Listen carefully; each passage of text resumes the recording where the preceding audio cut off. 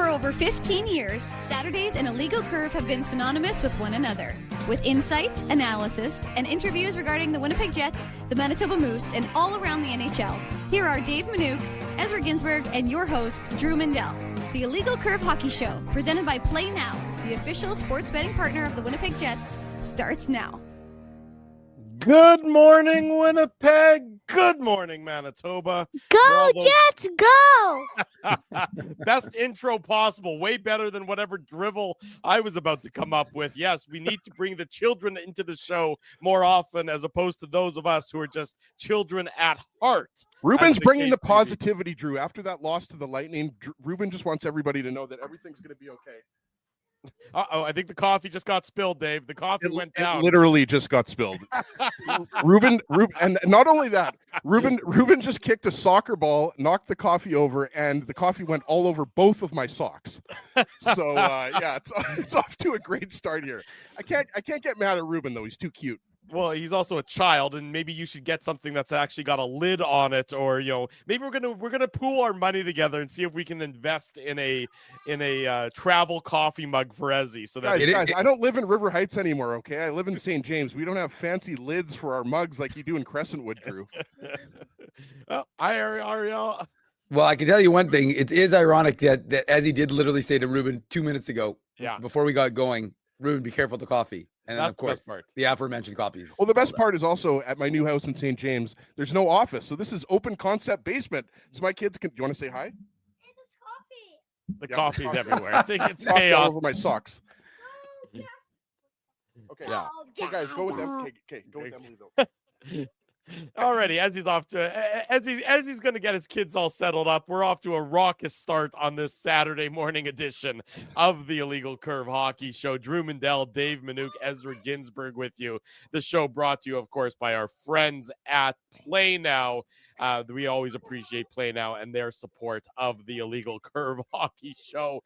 The Jets and the Florida Panthers later this evening. It's going to be a great battle between these two Stanley Cup contenders as the Jets look to get off the schneid, having lost to the Tampa Bay Lightning on Thursday night. The panic button, of course, has been pressed accordingly all throughout southern Manitoba and wherever Jets fans may reside. Everybody ripping their hair out, panicked over one loss in the litany of victories so far. It's really incredible, right? Because we were just talking about this before we went live.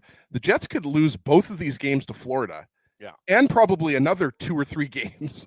And they're still going to be in a great position in the Central Division in the Western Conference, right? Like, let's remind ourselves, 15-2 is one of the best starts in NHL. No, it is the best start in NHL history. At least 15-1 was the best start in NHL history. So let's not lose perspective here. The Jets are in a very good position. Obviously, 2 huge games coming up against the defending champs. But like one loss is not a reason to hit the panic button. That's for sure. Well, it's funny. The Jets have played 17 games, which of course means there's 65 games left in the season. Good math, Drew. I like that. Thank you. I appreciate that. 65 games means that there's, forget about 3-point games. Let's say if the Jets won them all, which of course they won't, that's 130 points. So let's say for argument's sake, the Jets get half of the points. So they get 65 points instead of, which would be, which is a 50% points percentage, which isn't very good, but, I also don't expect the Jets to get that. They would still finish with 95 points on the season, which would likely make them a playoff team. So it's going to take a huge downturn for the Jets to not be a playoff team come the end of the year, which is not something you necessarily expected to say 17 games into the season. But that's what happens when you bank 30 of your first 34 points, Dave, is that, you have such now a margin of error. Even if the Jets get 60% of the remaining points over the course of the remainder of the season, 60% of 130 points is going to put them over 100 points on the year, which is a tremendous season, a great season. Everyone, would be glad for the Jets to end up, close to that 100-point mark if you had told them that, at the beginning of the year. It just goes to show that 2 points in October matters the same as 2 points in March and April, and the Jets have done such a great job putting them in that position. Yeah, no, I mean, there's no question about one of the things we talk about, and we've talked about throughout the course of these 17 games, is the idea that you're banking points. and we talk about the importance of said 2 points every single night because of what you just said, Drew, because there could be lulls at any point in the season. And because you have already put yourself into this good position, you do have a lot more latitude than teams like Nashville who have to go near perfect if they want to even have a sniff of the playoffs. So, it is interesting. But the one thing about this Jets club that I've been hearing from the team, the management, the players, is we've done nothing yet. And there's no celebration of the 15-1 or now the 15-2. The fact is that this team is laser focused, as Scott Arniel said on the Ray and Dregs podcast, which again, of course, is on illegalcurve.com, timestamped for your convenience. So if you want to hear a specific section, we've got you covered. Arniel and Chevy have been active on the circuit. That's what a 15-1 start gets you, that right, Dave? Everybody wants to talk to the boss and the coach. And I'm not complaining because it creates content for a little site called illegalcurve.com, of course. But no, as I think, what he said is we want to develop calluses. He goes, listen, we're not going to complain about where we are. We're not going to be upset about it, obviously. But at the same time, we know what we have to do. And our focus is every game. And we're not looking too far ahead, not looking too far behind. But I mean, ultimately, they know that this is all about playoffs for this team. Right. Now, they had confidence in themselves to the point of, remember, this was a 110-point team last year, at 4th overall in the NHL. And I think that this team, especially because there was so much continuity, felt like there wasn't going to be a significant drop-off without Sean Monahan, Tyler Toffoli, and maybe Brendan Dillon, if certain things fell into place for them. And those things look like they've fallen into place for them. But to me, the one noticeable theme is just, Kevin Cheveldayoff took it one step too far in his conversation with Frank Seravalli, because he was like, well, as long as we make the playoffs, and as Drew just pointed out, you're making the playoffs. Yeah. It's just, the team is, it's funny how they used to, they're heading there, above the in the dressing room, used to be fueled by passion. But the interesting thing is now they're fueled by embarrassment. Darren Dreger said that on Insider Trading. He also, when he was talking, I don't think it says that, by the way, when the players walk out. It does not. You don't think the signage says fueled by embarrassment? It does but not. You're right. To your point, though, Dave, and which I thought was very interesting, is that they were not shying away from using that word.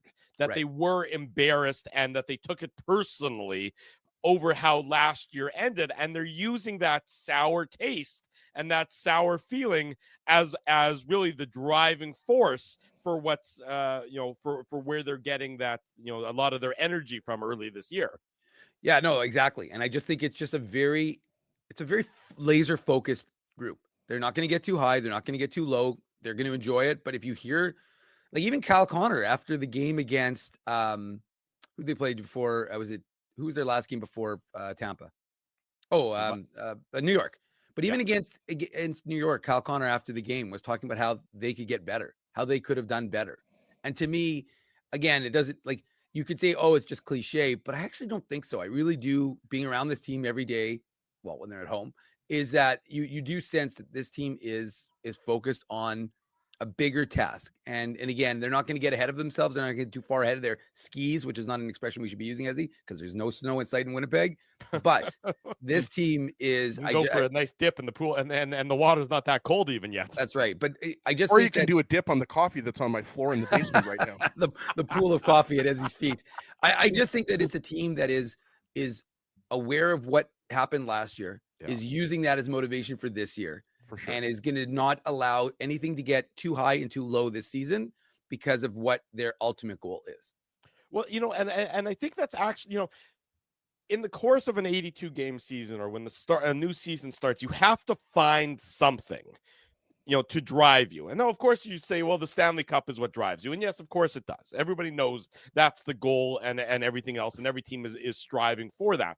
But when you can add something extra, when you can add, an extra piece of the component to drive you, and even if it's a negative, such as the embarrassment of how last year ended, there's no reason not to use that. Some teams could wilt, just as easily. A team that was embarrassed last year in the playoffs could have come out this year, fallen flat on their face as a team with no confidence and no structure and just been a disaster of a season.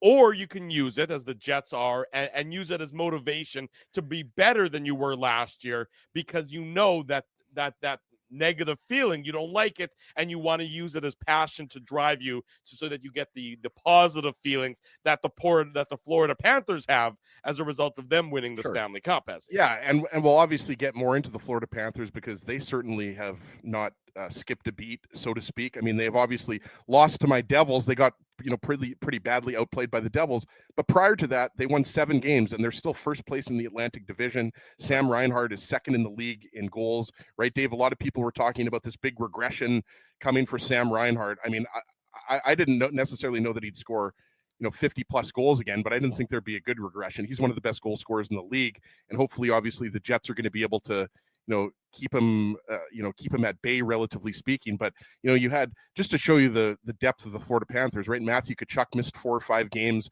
Sasha Barkov missed 5 or 6 games, and it didn't affect them, right? Because they have so much depth.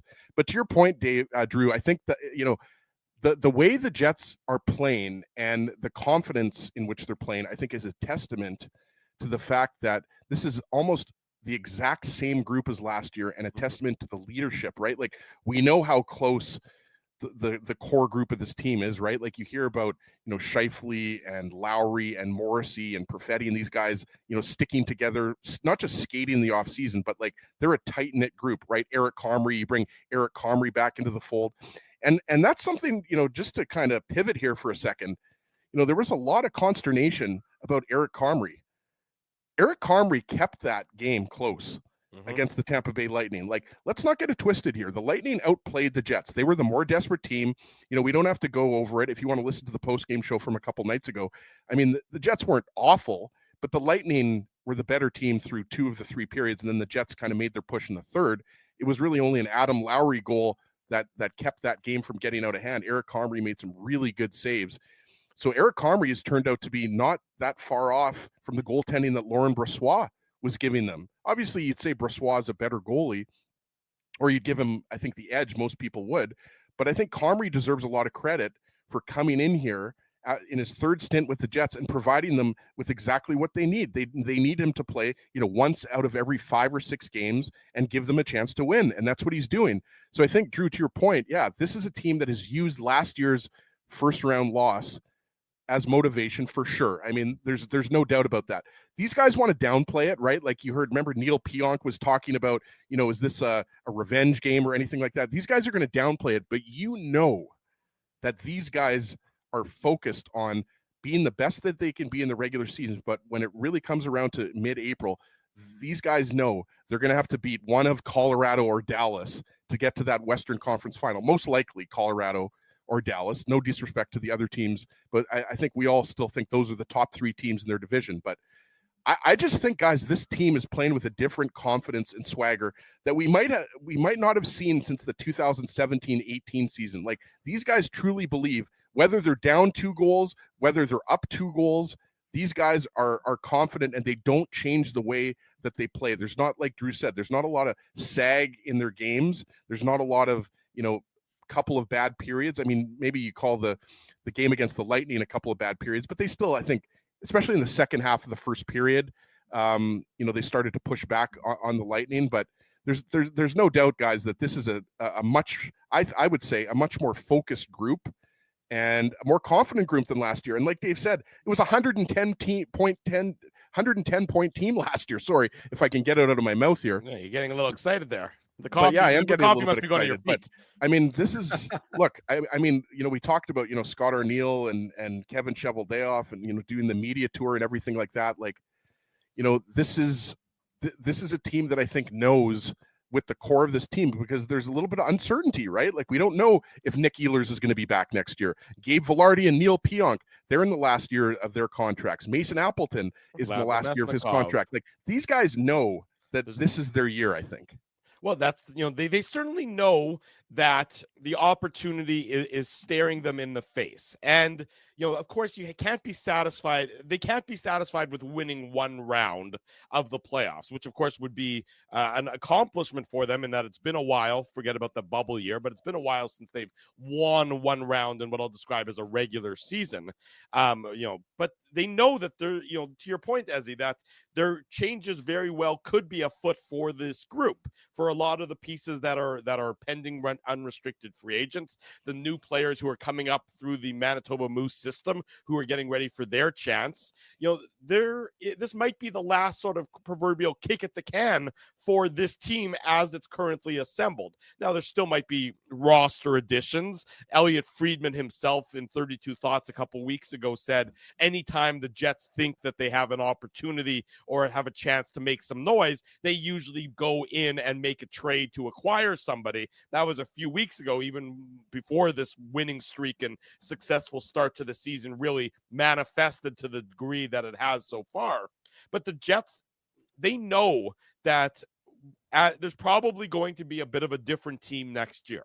It's unlikely that they're going to bring everybody else back because there are those other guys who are coming up and ready to make an impact, Dave. So for the guys who are currently in this room, they know that this might be their last opportunity altogether to do something special. And you can feel that they want to do that something special. You can see it even in how they greeted Rick Bowness yesterday when he came to practice, that they feel that he put something special together. He's not the head coach anymore, but you can still see the love and the affection that they have for him, and that they all still want to make that accomplishment more than just a regular season accomplishment. Like I said, it comes back to that idea of them being embarrassed by what happened against the Colorado Avalanche, right? They came in, I mean, Scott Arniel said it. I think, it was Scott Arniel to Ray Ferraro, I believe, when he said, like, look, we went in there and we were feeling great about ourselves. And he said, like, we'd won 8 games in a row. We thought we matched up well against Colorado, and they got schooled. And Kevin Cheveldayoff, in his conversation with Frank, said, during the exit meetings, there was a lot of disbelief. This team, like, these guys had the weight of expectation, as we just talked about, but also the weight of what, they failed to do. And there was this, I guess, desire to bring the band back together for that kind of last chance at romance, if you will. And that, that chance to do something. Because as you just pointed out, Drew, and we've talked about throughout the course of the season, there are a lot of free agents. There are a lot of guys who are going to be most likely not on this team. Guys are having career years, right? So Neil Pionk looks like he's having a career year. Vlad Nemestikov looks like he's having a career year. Nikolai Ehlers is having a career year. So this is your kick at the can. I know some folks are talking about trading, guys who are UFAs. It's not going to happen. But ultimately, what it means is all these guys are just making more and more money as each game passes. That's right. But from a Jets perspective, as Drew just said, Ezzy, if ultimately you win a Stanley Cup and you lose a bunch of these guys at the end of it, you're going to take that every day of the week. Even if you can get to the Stanley Cup, that's a win for the organization, for the city, and for a variety of other folks. So again, like I said, we can't get too far ahead of ourselves, but it is very clear that you have a very determined, a very focused Winnipeg Jets club that is not going to allow 1 or 2 losses to get them to derail them. It's also not going to get, they're not going to allow 7 wins in a row, although I guess their next week would be 6 because they won 8. Now then they won 7. 6, 5, 4. It's 6, going down. Yeah. But they're not going to allow too many wins to get their heads, up in the clouds. I just think that this is a team that is even keel and ready to just kind of adapt and just put each game behind. And it's cliche to say because, just park it. I actually think that that's what they're doing because, like I said, they have a focus in their mind and in that room. Well, to your point there, Dave, I think you're onto something because even when they were performing at the incredible level that they have been, and they still are. I mean, they lost 1 game. Let's not get carried away about their performance so far. It's been incredible.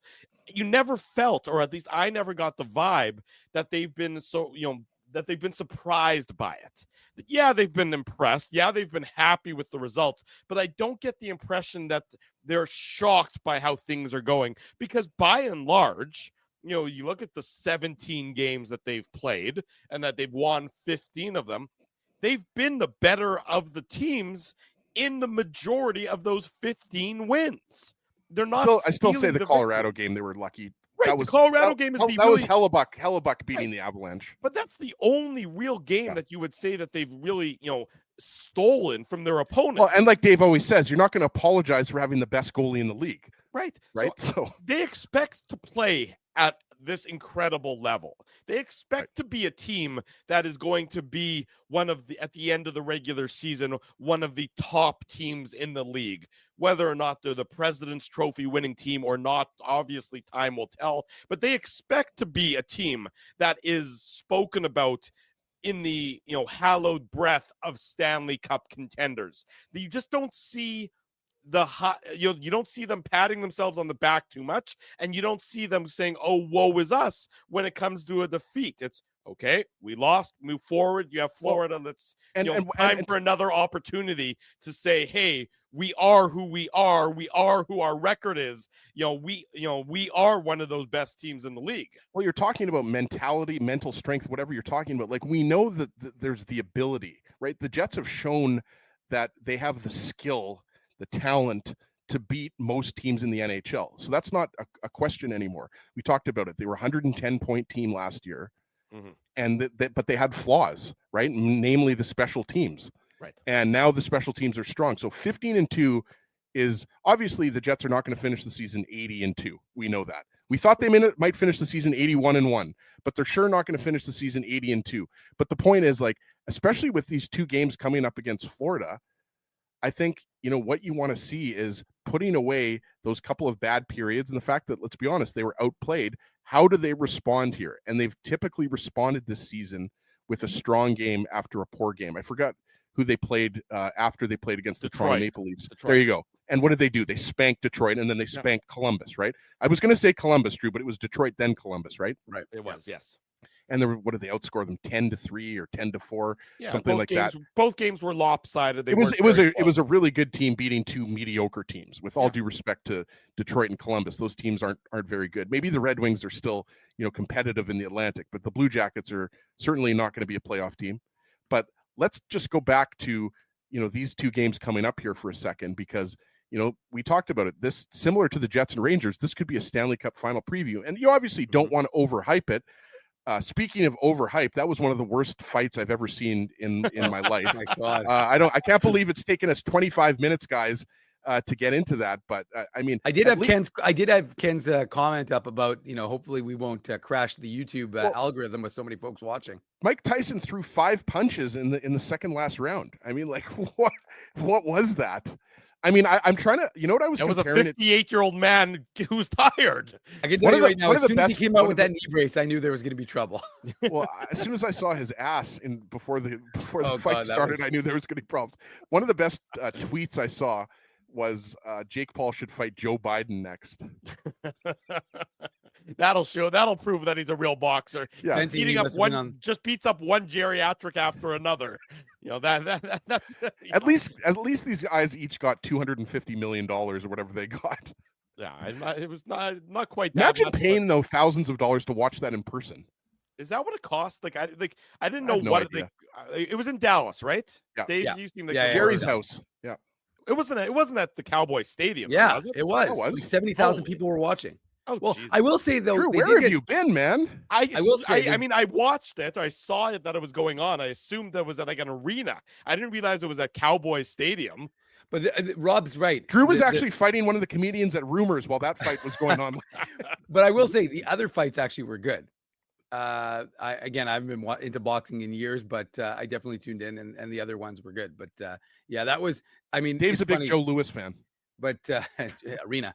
But but I will say that it was definitely, the juice was not worth the squeeze. Let's put it that way. He sat there and you're like, the most important, the most concerning part from my perspective, I mean, this was a freak show and all, but Netflix failed on the freak show in that they couldn't get the whole time. I know, but they have 2 NFL games on Christmas Day. Yeah, That's I know. 5 weeks from now. If that fails, people are going to have to spend extra quality time with their family. There's going to be a spike in the murder rate across North America if people can't watch the NFL and have to play Parcheesi with their in-laws instead, or something along those lines. Nobody wants that. That would be a tragedy of epic proportions. Right I just there. think it's impressive that at 58 years old, Mike Tyson lasted 8 rounds with Jake Paul. Like, to me, Tyson won that fight. I don't care, what anybody else says. I think the people that watched it were the losers. That's an interesting. Ezzy is not a boxing judge in his spare time, in case there's any question, folks. But good. No, to know but so Jake Paul won the decision. Okay, great. Right. You beat a guy that was 30 years older than you. Well, which is what everybody expected was going to happen, is that Jake Paul was just going to tire out Mike Tyson, because Mike Tyson, again, a reminder, folks, is 58 years old and shouldn't really be boxing against a juiced up 20-year-old, or however old Jake Paul is. I don't know. I did love the fact, though, Had that a lot of prime before that fight, Drew. Have you ever had a prime? No. I've had it once. It was the worst thing I've ever tasted. In my life. Try Quench. Have you tried Quench? No, I haven't tried Quench. Quench is either. good. Quench is like a BioSteel drink. Okay, well, the Anyways. prime, it was like thick. It was like drinking like a custard. I was like, what is this garbage? And you Well, normally like custards. It's true, not in a drink form though. Drew's a big custard guy. But anyways, what I was going to say was that Drew cut the custard. what a disparity in terms of the way they came out, though. Jake Paul in like first of all, he was wearing apparently $1 million shorts and shoes, coming out in that low rider. Although the heavy D guys were driving him, and I like those guys. YouTubers, no big deal. But and then Mike Tyson coming out in like $20 like Adidas shorts or something like that. But again, it was a little ominous when he slipped. I was like, oh, that's not a good sign for Iron Mike. And then Good thing he was wearing the knee brace though. Then I saw he the had knee protection. brace, and I was like, oh man, this is not gonna. I don't think it's gonna go the same, because if you looked at his face, I actually thought he was gonna kill Jake Paul. I mean, he looked like he was gonna murder him, and then the inevitable happened. In any event, we digressed in talking about the boxing, but you knew it had to be discussed because it was such a spectacle last night. Still was better than Mayweather Pacquiao, though.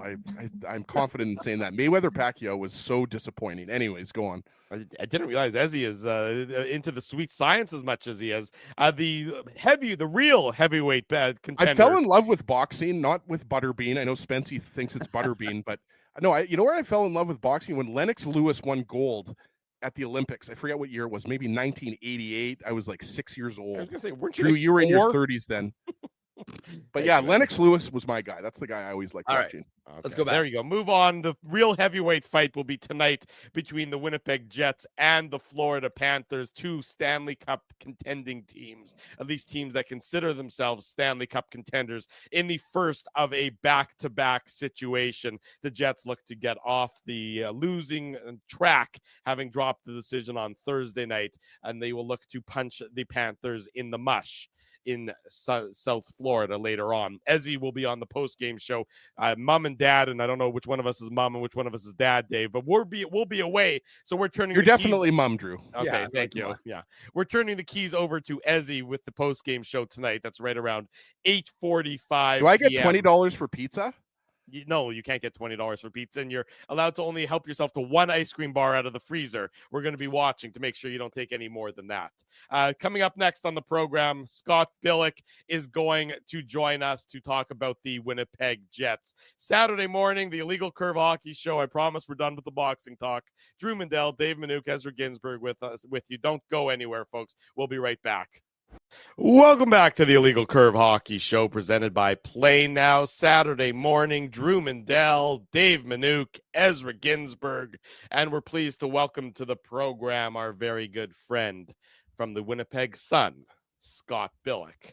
And now the end is near, and so he faces the final curtain. What am I My doing? friend, Oh, he'll God, say enough. it clear. He'll state his case, of which he's certain. He's lived a life that's full. He traveled each Can't handle and this. every highway, and more, much more than this. He did it his way. That's it. Wow.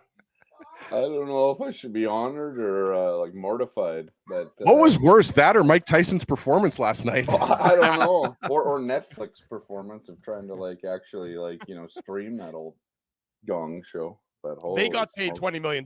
Nobody got paid to suffer through that performance. Yeah, Scotty, man, just so you know, by the way, nobody's ever got that before. Like Drew's never sung to anybody before. Like that was a first. Special. Yeah, me and Drew's wife probably. So I don't know. No, she wouldn't stand for that bullshit. Don't worry about that for a second. It was so bad that Matt Hyman wants us to go back to boxing talk. And in any event, we don't need to. You'll announce your news whenever you announce it. You've already been teasing it, but we didn't get an opportunity. So hey, we're very close. clinical. I agree. We're very close. He could announce it. I know, but we don't want to put any pressure on Scott. Tomorrow's my last day at the Winnipeg Sun, so exactly. That's what I was going to say tomorrow. People know that. Yeah, Monday I started a new adventure, and I know most of you guys know, but yeah, we'll leave some. Nothing's a surprise these days, right? So this one's probably not even much of a surprise either. But anyways, we'll figure it out on Monday. So yeah, and then I promise never to sing again. So everybody wins in that case. That's gonna be my ringtone on my phone. So. I hope that's getting. I'm cutting that out of the podcast, just so you know, Scotty. It won't be on the podcast. you gotta edit it out. Yeah. All right. Fair enough. In any event, Scotty, good morning. Nice to see you. How are things? Yeah, it's good. I mean, it's a pretty dreary day out, just looking outside right now. But yeah, no, it's another good day. Grey Cup tomorrow, which should be a good game. Jets play tonight. A chance to kind of redeem themselves after Thursday night. So yeah, should be a good weekend. Can't complain, right? That's what we were talking about that to start the show before we diverged into the boxing talk. We were talking about how the Jets, throughout this incredible run, 15-2, we know that it's mind-boggling to some extent. But even when they were at their peak, it never seemed like they were getting too full of themselves or ahead of themselves or really too up with their performance. And then when they lose, which has only happened twice, it didn't seem like they were getting too down on themselves either. It just seems like they're very even keel through 17 games, even though their record is an astounding 15 wins and 2 losses. Do you think that's just them realizing that, the regular season performance is good, it's important, but at the same time, it's really just, it's the window dressing before the main event? Yeah, it doesn't mean much, right? Like, obviously it means a lot in terms of where you finish in the standings, where you start in the playoffs, yada, yada, yada, right? But as we've seen I remember the Boston Bruins a couple years ago, their best regular season team. I mean, this has happened twice in like the last, 6 years, right? Where like the Boston Bruins go, whatever they won, 61 games, 62, whatever it was. Right. And they get bounced in the first round. And the Tampa Bay Lightning set the best regular season record a couple years prior to that. And they get bounced in the first round. And so I think everybody on this team was well aware that their season won't be defined by whatever they do this year, right? During the regular season, it's can they get out of the first round? Can they win more than one game in the first round? Will their game dip once they get to the playoffs? Like that's where this season really truly starts for the Winnipeg Jets. But what they're doing now, and what I've seen from this team as opposed to years gone by, is a team that understands, I think, that okay, you won 52 games last year. I think everybody got a little ahead of themselves, including maybe the players, right? It's like, oh yeah, this team's a wagon or whatever. It's a unit, and I think this team knows that they could have started 16-0, 17-0, whatever they would be right now, if they were undefeated, 17-0, and it wouldn't matter to them because win or lose right now, they're well aware that their season will be defined by what happens in late April, May, and June. And so I think they're not getting too high, too low. I mean, you saw Adam Lowry after the game. I don't think that was in years past, you would have looked at that interview from Lowry. It wouldn't have been Lowry saying it. But you would have looked at that interview with him and you'd be like, okay, they're trying to just kind of sweep this a bit under the rug and whatever, not really taking it. I don't think that's the case. I think this team recognized right away that wasn't their game last night or 2 nights ago. They'll be better. And we'll see that tonight. I suspect is a team that comes out and plays a much better game, win or lose. We've only talked about rebound games a couple times this year, at least after losses, but they've had a couple games this year where they didn't play their best and still won and came out after those games and sort of made kind of statements, right? And wanted to kind of start playing hockey again the way that they know how to play hockey. So yeah, I mean, I don't. The start's great, and they all said it, but I mean, I think Kyle Connor said it the other day. Like they all know where the record is, but it doesn't really mean a lot, and they have to do it the right way. Thursday night wasn't the right way. They kind of got exposed for it. I think there was times in that game where, especially in the third, where they probably could have had a comeback, right? I mean, you go 0 for 4 on the power play that night. You had 2 big ones in the third to try and kind of get back. Eric Comrie made some nice saves, especially late in that game, to kind of keep it just a 2-goal game at that point. But yeah, no, this team, I think the even-keeledness is probably one of their best attributes right now, because this is the way that they're kind of approaching the season. I think this is all like, it's learned, right? Like this is they've had some really bad kind of lived experiences in terms of, maybe getting a little complacent, maybe getting a little cocky, maybe getting whatever, right? Going into the playoffs last year, maybe thinking that, especially after beating Colorado 7-0 a few games before the end of the regular season, that, oh no, this might be a bit of a cakewalk. And you find out that good teams know how to elevate when it comes to playoffs, regardless how they've played in the regular season. And we know that the Colorado Avalanche weren't a great team last year. They didn't have the best goaltending. They still don't. But there's a different way to play in the playoffs, and Colorado certainly showed that. And the Jets couldn't match it. And I think the best thing, if you're a Winnipeg Jets fan this season, is that this team has learned from some of that.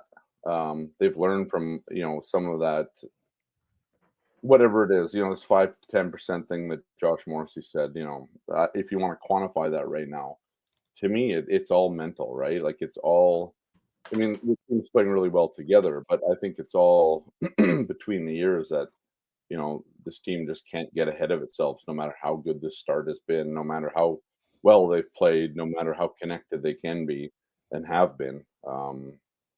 It's been fun to watch, of course. But I think everybody in that locker room realizes that it means absolutely nothing at this point, other than the fact that they're playing well, and it's a sort of a foundation they can build off going forward. 100%. And Scotty, I want to transition to a great article that you wrote. I think it came out in the Sun on Thursday, if I'm not mistaken, about Mark Scheifele and how he deserves to be on Team Canada. And I couldn't agree with you more.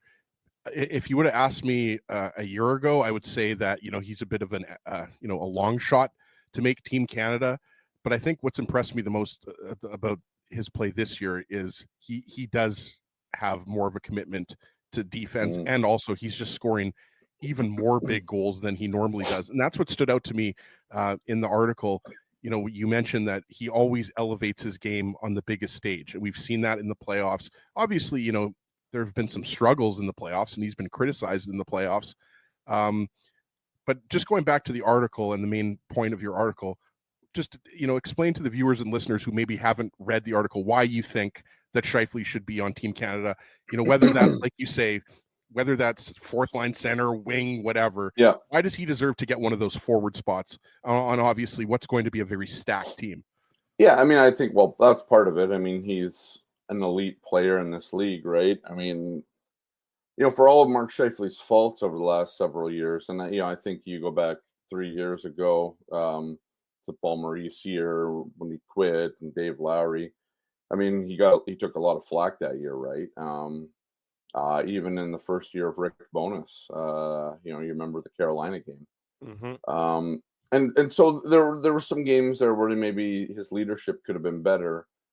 But I'll say this: I think without Blake Wheeler in that room, Mark Scheifele's taken on a completely different tone. Like, I mean this in a nice way, but Mark Scheifele's a bit of a follower, right? And this isn't maybe a knock against him, but um, the way that he maybe followed Blake Wheeler was a bit different than now that he's following Adam Lowry in that. And I think also the way that Mark Scheifele has evolved as a player and the leader in his own right. I think he's taken a bit more pride in that than maybe he used to. Uh, I think Mark Scheifele, yeah. I mean, I'm trying to dance around this a little bit right now. It's not. I just think that Mark Scheifele is playing under a different set of circumstances than he used to. And I think Adam Lowry deserves a ton of credit for the turnaround on this team. I mean, I understand Rick Bowness and all that, but I think Adam Lowry and his leadership has really helped this team in ways that we don't get to see. Maybe whatever, but I think we are seeing it in the way that some guys play. So to bring that back to Mark Scheifele, I think Mark has this ability that not every player has to kind of calm themselves, and these are words from his teammates and his coaches and all that. Where in big moments, and I'll go back to the Chicago game. It's one that I referenced in the story, but it takes a certain type of player to be able to make the plays that he did in that game. To get to the net to tie the game, to do the pick and roll and in overtime to score the game-winning goal at Madison Square Garden, to come up big there. I mean, it's not easy for every player to do that. Every player in the NHL is a good player, but not every player in the NHL is a great player. And I think what sets those two types of players apart, there's the ability to elevate when they need to. And Mark Scheifele can do that. I think we've seen that in the past. I think we've seen it with the types of goals that he scores. It's a lot of learned experience too, right? Where you're put in those situations time after time, but not every player wants to be in those situations. I wrote a story about a month ago after that Chicago game, and I talked about, or I talked to Josh Morrissey and Kyle Connor and some other guys, and one of the things is like not every player wants that to have the puck. It's funny, right? But like not every player wants the puck on their stick with the game on the line, right? Mm-hmm. That's just a lot of pressure for some guys, right? And I think for Mark Scheifele, he's the type of guy that wants that puck and sort of embraces that, right? So on top of that, like that's a good thing for Canada. I mean, we all go back to 2010. If Sidney Crosby didn't have ice running through his veins like that, he scored a goal out of nowhere, and I think everybody else on that ice surface at that point had a higher heart rate than Sidney Crosby did, right? Like it's overtime, right? It's sudden death. I mean, there's a difference between a gold medal and a silver medal, right? If you're not first, you're last in that scenario, right? It doesn't matter. And so I think Mark Scheifele possesses that sort of ability. On top of the fact that he's playing some of the best hockey that right now that he's Absolutely. probably ever played. Yeah. And I think that's sorry. And I think that's part of this whole thing with, these tournaments. And I wrote in the story, like these tournaments and how they pick them it's always star power, right? You always get, we've seen it with this tournament because they picked 6 guys before, every team gets to pick 6 guys before they even went. So, or even whatever. So, you already knew that McDavid and Crosby and McKinnon and all those guys, Cale Makar, were all going, right? But so it's big names, and then the guys that are, what have you done for me lately, sort of guys, right? And I think for Mark Scheifele being, one of the top scorers in the NHL right now, one of the top scoring Canadians in the NHL right now, his face-off work this year has been a lot better. His two-way work has been a lot better. I mean, you take that guy, right? Take the guy that's playing that way right now. And I think you can extend this to Kyle Connor and Connor Hellebuyck.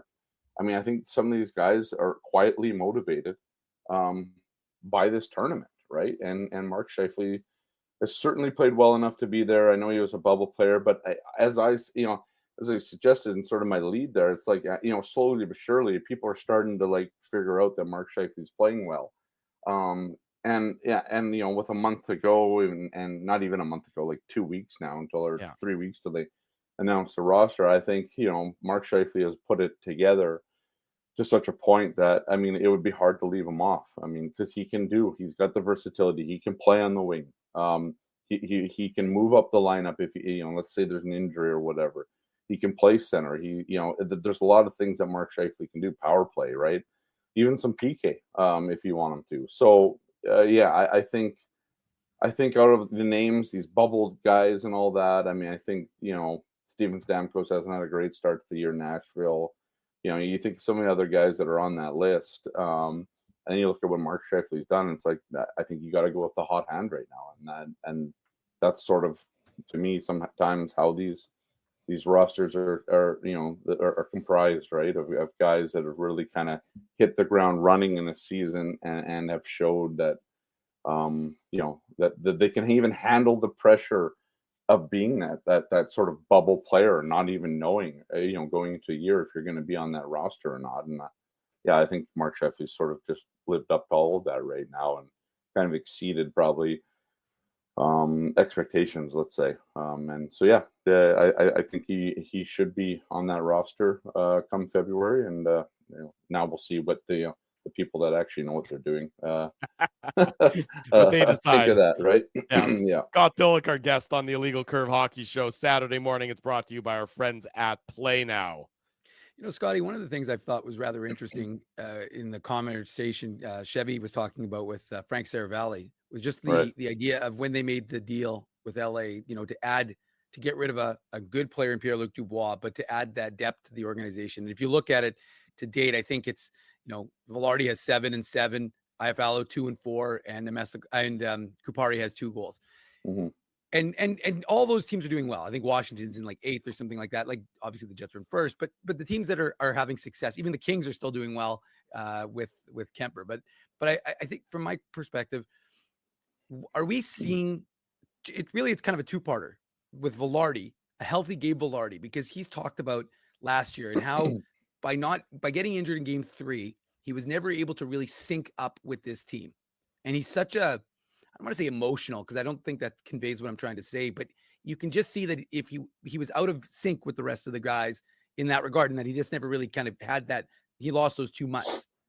From your perspective, are you seeing now what Scott Arniel saw in allowing these guys who didn't get off to the best 5-on-5 start of even despite how good they got off, the team did, what he sees in having Velarde with Scheifele and Connor? And then second part, Rasmus Kupari, a guy who we were very curious, what was it that the organization saw? Because they had a lot of faith.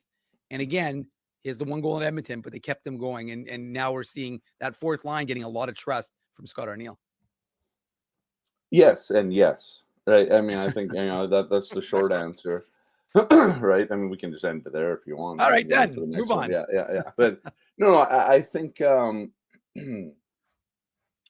I think the thing with Gabe Velarde, I think Gabe will tell you that he didn't even have his best start to this season, right? But I think that was sort of a line. I think you got to give that line some credit. They started poorly. I think they were outscored like 2-9 or like 9-2 essentially early on, and then they went on like a 9 or 10-1 run at one point. And I think that just comes down to like, okay, they finally got to really kind of sort of play together and sort of sort out their issues. Like if you think about last year, Gabe Velarde gets injured against LA, and then he sort of starts to come back, but then Kyle Connor gets injured, and then Velarde gets injured again, right? And I'd have to go back to the thing. I think they only played like 20 some odd games together, like as a line last year, if you go back and look at it. And that would have been essentially the first year of them sort of doing that, right? Like trying to make it work as such with that, with Velarde on the wing there, trying to get him kind of in sync with Scheifele and Connor and that sort of thing. And then, you also look at the way that Rick Bowness kind of ran his line. The line started that way, but Rick was always quick to kind of move guys around, and it didn't really, support or, it didn't they didn't really support the process of building chemistry in that thing. I think the one thing that Scardinale has done a good job of so far is kind of giving lines a chance to breathe a little bit, right? Like work out their problems, and it started early on the season with the second line, and because all of the other three lines were playing pretty well early on in the year. Part of it was just part of the thing is it's just one of those things where you're sort of forced into it. I mean, you don't want to change your other three lines and whatever, and so you do that. But no, I think the trades worked out well. I think the way that Gabe Vilardi has kind of played on that line, it really helps with their power play too, right? Like I think having those three guys kind of working together, that chemistry translates onto the power play a little bit. And I think that Vilardi, slowly but surely, has kind of found his feet again this season. I don't know what happened. I don't know why he had a bit of a slow start. Whatever, it is what it is. But I think that line's clicking now. They didn't have their best game in Tampa. I don't think a lot of guys did. I mean, that game wasn't great for really anybody, top line included. But yeah, and then Kupari, I think Kupari is a guy that this team had their eyes on when he was drafted, right? Probably a good thing that they didn't draft him, because to be like, if we're being real here, like Rasmus Kupari is a bit of a first round bust, right? Like that's what he is. I mean, he hasn't lived up to that sort of billing, right? It's kind of like the Logan Stanley or the Hayden Fleury's of the world, right? Not all first round picks are created equal, is what it reminds people of. 100%, yeah.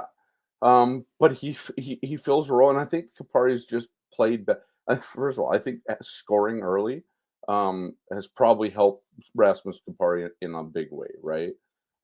Because now you don't have to think about, okay, I haven't scored in however long, right? I mean, I think that was a big thing for him early on to get that goal. I like the way he plays. Like, I think sometimes like his brain's just got to catch up to his speed sometimes.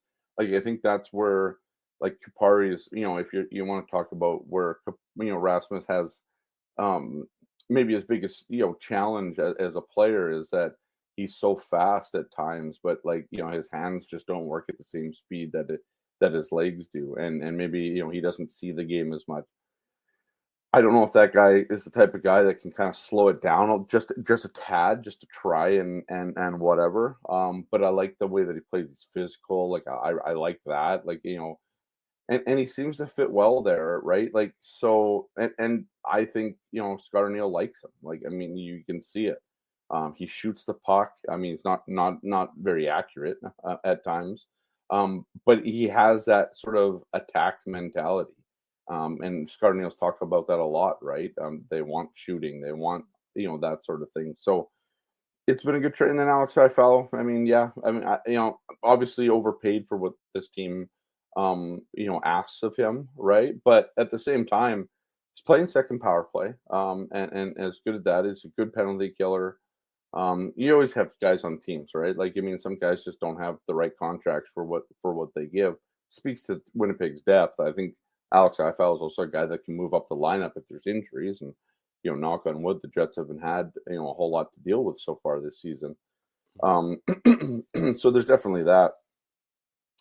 It just made the team better, right? I mean, I think one of the biggest things that this team has done is sort of looked at depth, right?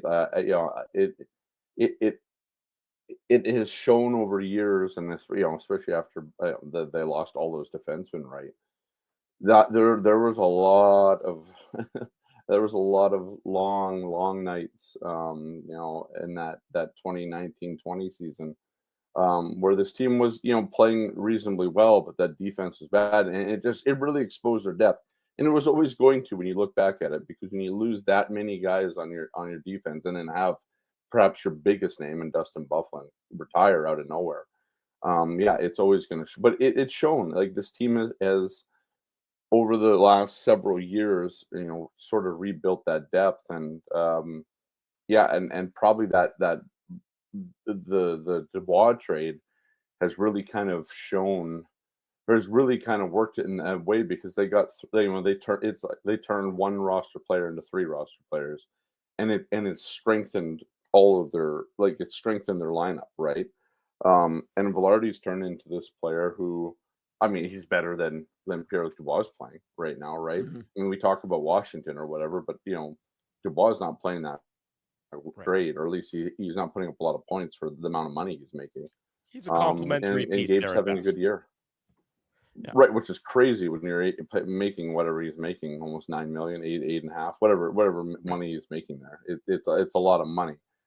me But ask the you one this. thing, yeah. Sorry, Go Scott. ahead, Drew. Yeah. I was going to say that, moving to tonight's game against the Panthers, this is the first time, of course, that the Jets and Panthers have faced each other since the Stanley Cup final last year, where famously, right after winning the cup, Paul Maurice says the thing he wants most is for the Winnipeg Jets to win the cup. And he was talking to NHL.com this week, and he said that was sort of the emotion of the moment came bubbling out of him in that instance. Just, these two teams, I mean, the Maurice factor is sort of what hangs over all of these games, how he departed from Winnipeg, and now they got these two games against each other. Both teams Stanley Cup contenders in their minds, and probably in the minds of most outside observers. Just, what's your sort of vibe check entering the games today and then again back in Winnipeg on Tuesday night?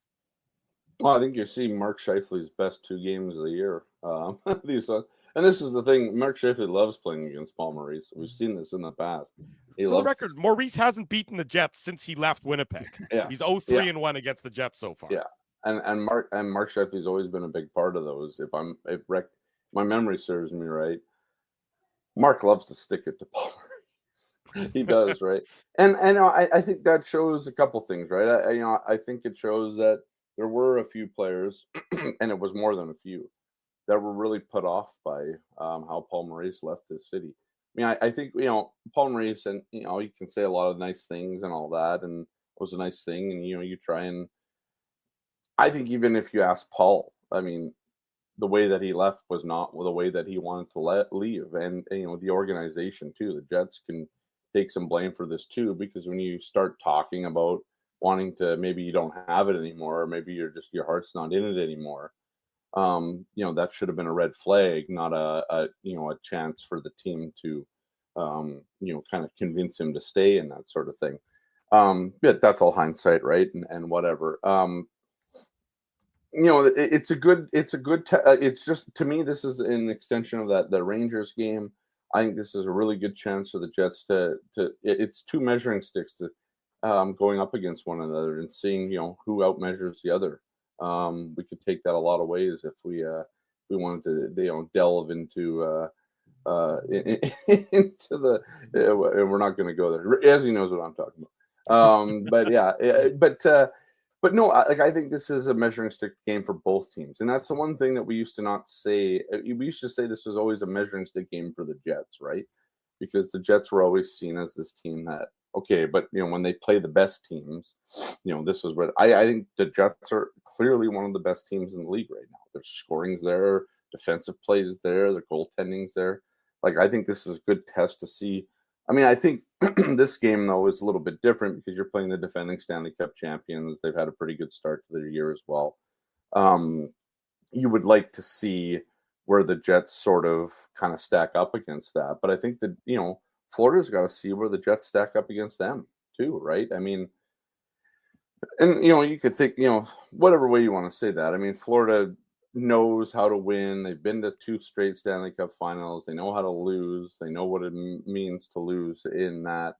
I can see this team as a little bit more, okay, they're just sort of waiting for the playoffs to begin and that sort of thing. But at the same time, I think this is a good test for. It's just a good test for both teams. Both teams have had really good starts. Jets obviously a little bit better than Florida's, but it should be a good game, and I like what the Jets can do with this. Are we done with the idea? Sorry, Scotty. Are we done with the idea that these are measuring stick games? Instead, is it just 2 very good teams playing each other? It doesn't have to be a measuring stick every single time anymore, right? Yeah. I mean, I think that's what I'm sort of saying when it's both teams are measuring sticks, right? You just kind of let the teams go out and play hockey, and it's just a big game, right? It's like the Rangers game. It was just a big game against two kind of, titans of the league. I mean, I know that I think the Rangers are in like the first wild card, even though they've won like 70% of their games right now. Like it's crazy. Like the East is really good. Well, not the East, but the Metropolitan Division has been pretty good. The Atlantic, not so much at the bottom. Yeah, but that's a testament to how good that is. I mean, a 70% win percentage, every team would kill for a 70% winning percentage.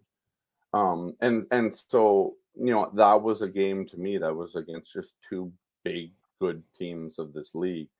And now we get to see that sort of back to back, kind of with a day in between, right? But a home and home. I mean, the whole Maurice thing, whatever. One thing about Paul Maurice, I love Paul Maurice, good guy, really good, really knows how to kind of lay it on thick sometimes. Mm-hmm. He was really good. I think this is the one thing, this is but a side note.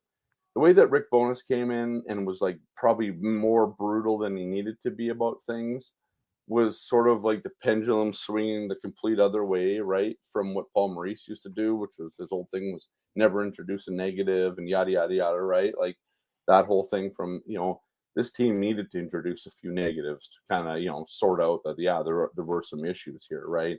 And Scott O'Neill's really done a good job, I think, of pointing out the obvious when it's obvious, even if they've won. I asked him that a week ago, I think, after a game. I was like, why has it been after practice? Like, why has it been important here, to be honest? But it's weird because I think we're like so used to this team trying to sort of not be honest and not be maybe at least to the people. Like it was almost it was sort of a disservice to like everybody else that was watching. And one thing that Scott O'Neill said to me was, when I asked him, was like, you guys watching it, like you guys know that. Yeah. Like people are smart enough to know here when this team plays bad, they don't need to have it kind of like, oh no, they didn't play bad, whatever. And so I think that's been the big thing. I mean, I think, as a side note, I think, the way that Maurice sort of handled it, the way that the Jets are handling their stuff now has been a product of, or part of a product of, that whole sort of idea changing over the last 3 years. First with Rick Bowness, and now with Scott O'Neill, sort of continuing it in a different way where it's not as in your face as sometimes Rick Bowness used to be, but still is honest about it. And the players too have come out and said now, the way that they talk about games, they're quite honest with the play too. Nobody's trying to pull any wool over anybody's eyes, and I think it's been a big boon for this team in the way that it kind of handles wins and losses. Scott Billeck covers the Winnipeg Jets for the Winnipeg Sun.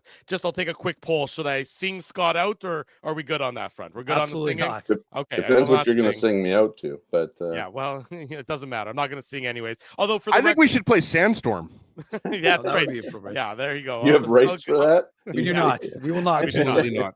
Yeah, Scotty, thank you as always. We look forward to your coverage of tonight's game in the Winnipeg Sun, and we'll let you announce your next chapter in due time. But as always, you'll look forward to my coverage. It'll just be a different bit of coverage. So that's right, different bit of coverage. But you're still a good friend of the show, and you're still always welcome to join us here on the Illegal Curve Hockey Show, and then after the games as well. We expect to see you in the chat as well. You got to become a full-time chatter as well. It's always hard with your show, at least. I mean, on Saturday morning's a little bit different, but you guys are on like right after the game, and it's just like, that's my typing time, right? I mean, I know Ezzy asked me to be on the game tonight, and it's like after the game, it's like, well, you're on with Kenny and Rennie, Scotty. Well, I know, but like it's not it. That's less of it. I just time. told you that because I didn't want you to feel bad when you see me on Kenny and Rennie later, right? I didn't want to be like, oh no, I just snubbed the guy. You can never make me feel bad. Yeah. Well, but it's just like, I mean, that's my time to like, I got a deadline. Yeah. You guys are on right after, so it's just always difficult. But no, you're pounding out some coffee. We get it.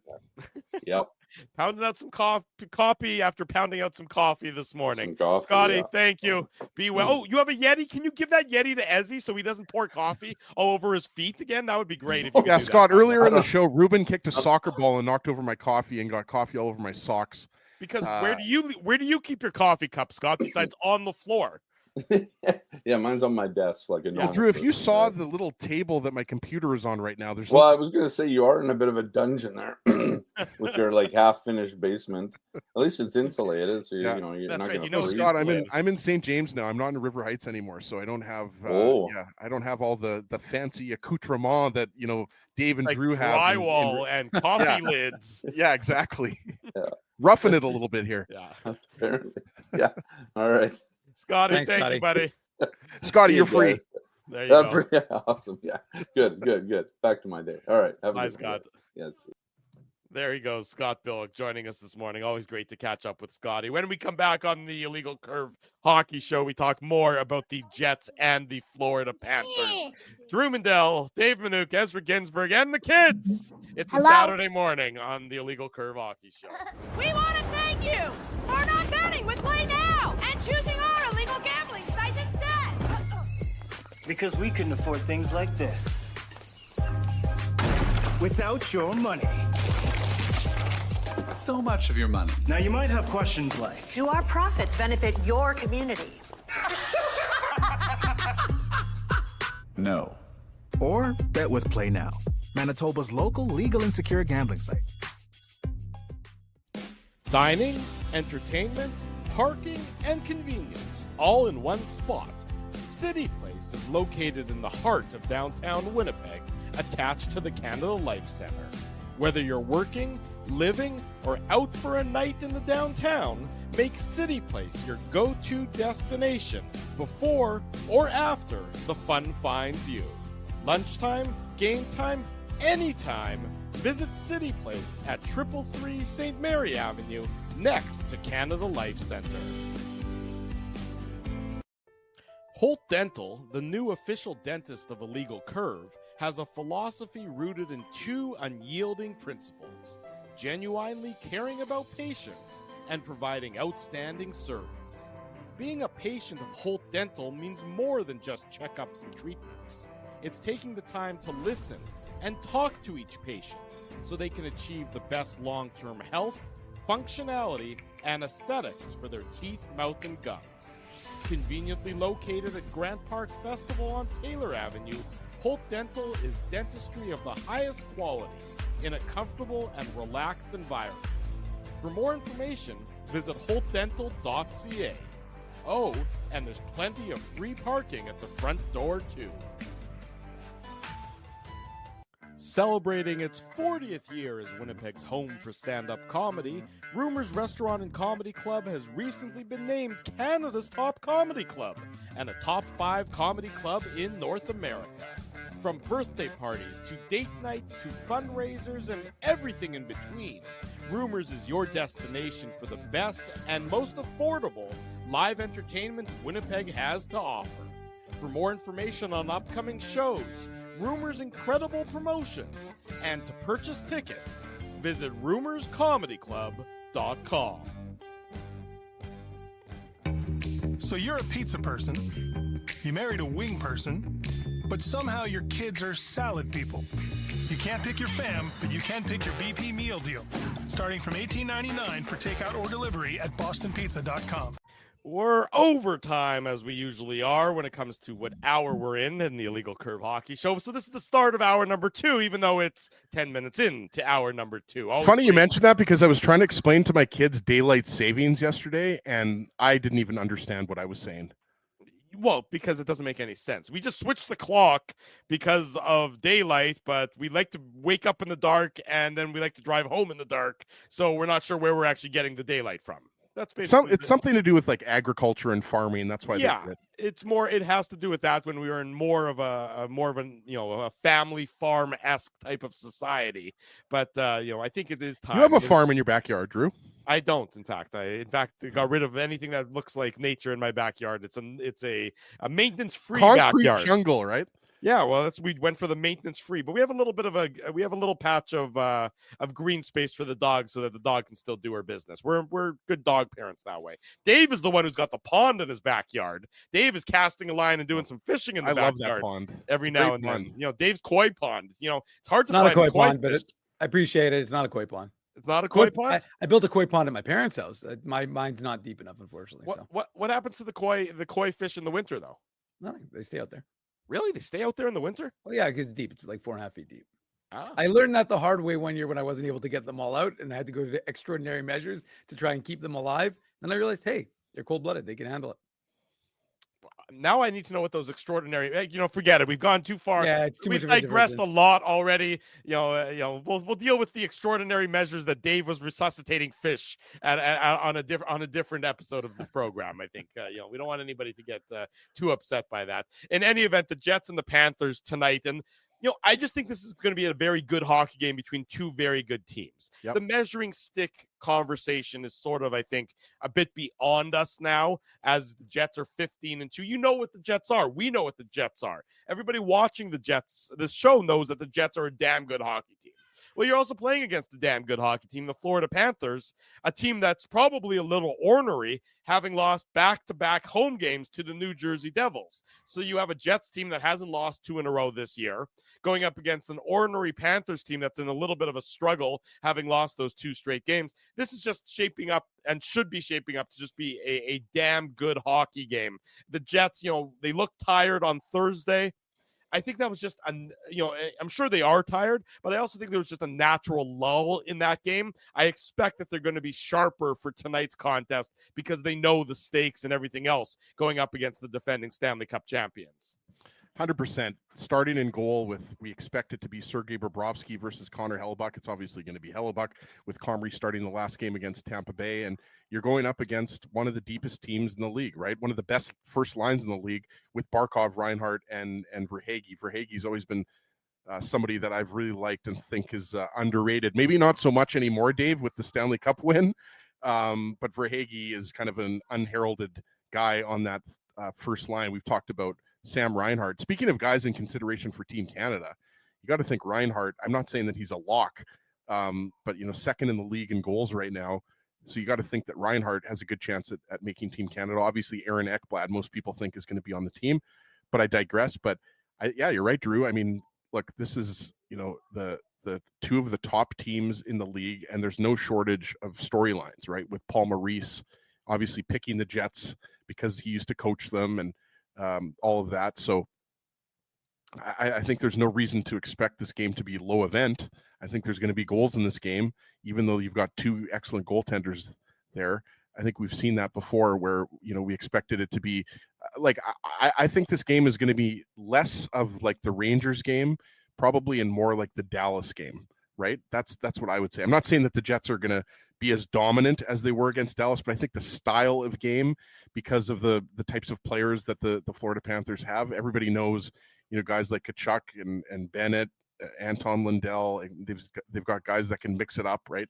Back end with Gustav Forsling and a couple of ex-Jets defensemen, Nate Schmidt and Dmitry Kulikov, right? So there's no shortage of, ex-Jets players, ex-Jets coaches, and just the fact that, these 2 teams know, that if all goes according to plan, they could meet each other in the Stanley Cup final. Yes, I'm getting way ahead of myself here. I'm joking. But right now, I think the way they're playing, even though they lost a couple games to the Devils, who happen to be first in the Metro right now, the Panthers had 7 wins prior to that. We already talked about that. So it's going to be a top game, Dave, and I'm really looking forward to it. Panthers defense, though, Dave, has been struggling. They're giving up a lot of goals this year. If you look at, they're down to in the bottom third of the league in goals against per game played, close to 3.3 goals per game played. You look at the goaltending, the numbers aren't anything to write home about. Everyone, knows when Sergei Bobrovsky gets hot, he's one of the best in the league, but he does have some ebbs and flows to his game. He's at a sub 900 save percentage. He's at 889 this year. Spencer Knight is at 897.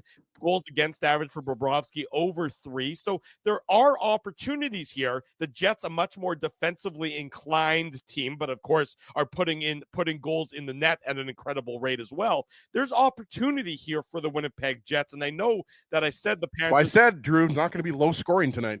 Right, but it shouldn't be low scoring from the Jets' perspective. They should be able to get some offense. The question is, can the Jets keep the firepower of the Panthers off the scoreboard? Panthers, again, a top 10 offensive team like the Jets are, Dave. Yeah, no, and it's interesting, like you said, when you look at the Panthers' numbers, and I think their goal differential is only +5. So, like you said, Drew, they score, but they also give up a lot, and that's an opportunity for the Jets. I think they've got the 8th best power play and the 10th best penalty kill. So they're top 10 for both of those special teams, and they have the pedigree. They have the pedigree of being the Stanley Cup champions, and they know that. I'm not saying that they're just casually playing out the string, right, boys? But like you said, they had the benefit of going and losing. They've now won their first. Paul Maurice is saying all the right things. I don't know if you guys saw the quote.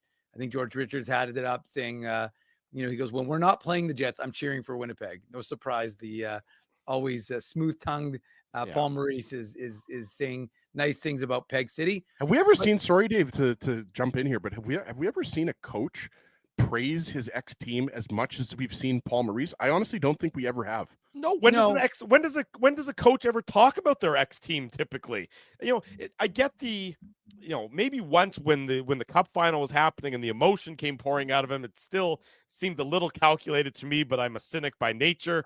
But you're right, to your point though, Ezzy. It still continues and continues and continues. Like, I'm not talking about just what he said after the Panthers won the cup. I'm talking about what Dave just said. That's right. He continues to say, I'm cheering for this Jets team. I want the best for this Jets team. It shows you that part of his heart is still in Winnipeg, and he's sincere. You can say whatever you want about Paul Maurice, but he's a sincere guy. Well, and I also think that he definitely liked the city. I mean, it was time for him to go. It was time for them to part ways. There's no question about that, Drew. And I agree with you. It probably should have happened previous to when it did, clearly. But at the end of the day, like, I don't think that it's they still have a cottage out here. His daughter still lives out here.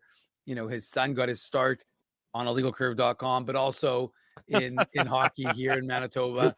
So I think, although, Paul's got a way to go because, Jake's got, I think, either 2 or 3 championships now with the Florida Everblades. So he's not quite his dad's got to, pick up his bootstraps. But look, I just think that it's going to be a really tough game. And that's a good thing for both the teams. And I think the Jets, one of the biggest hallmarks of this Jets club has been to not sit back, to not try and prevent, to not take a lull against the Columbus, against the Detroit, not have to get up to play a New York Rangers. But that they're motivated because I think, again, it was a confluence of 2 things in that last game. One, the Jets didn't have it against Tampa, but more importantly, Tampa wanted that game. They were winless in 4. Yeah. And you could just sense that they were ready. 6 days off. And I was going to say, and they were 6 days off, and John Cooper is a hell of a good coach. And so you knew that his team was going to be ready to go, and they were. And the Jets were just a step behind. I don't think the Jets will be a step behind. They had a quick 35-minute skate yesterday, which, Scott O'Neill said was by design in order to give them a, get them on the ice, but not to overly tax them. And like I said, they should be on in about 10 minutes at morning skate in South Florida. So not expecting any lineup changes. I was just going to say, I don't expect anything to change other than potentially, obviously, Connor Hellebuyck and net, because that is, expected. But other than that, no, there's no changes that we're anticipating. And it is Sergei Bobrovsky in net for the Panthers tonight, in case there was anybody who was questioning that. It's a heavyweight goaltender matchup between Bobrovsky and Connor Hellebuyck, certainly. And you're right. I mean, I just feel as though, yesterday, the short time, the 35 minutes, the opportunity for players and coaching staff to get together with Rick Bowness again and see him. I think the Jets will quickly flush what happened against Tampa Bay and or use it as some fuel to get back to the level that they want to play at. You could see in that Tampa Bay game, as Ezzy and I discussed on the post-game show, the Jets were just fighting the puck the whole time. Their legs weren't going.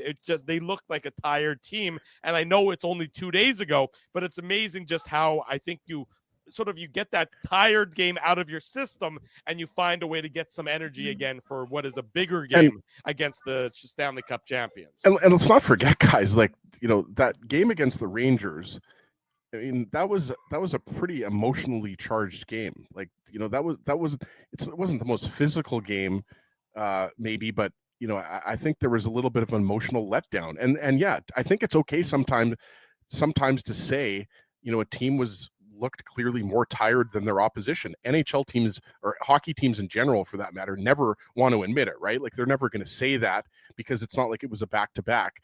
And even if it is the second game of a back-to-back, these guys never want to admit it, right? But sometimes you can just say that. They got outplayed. They were tired and they were outplayed.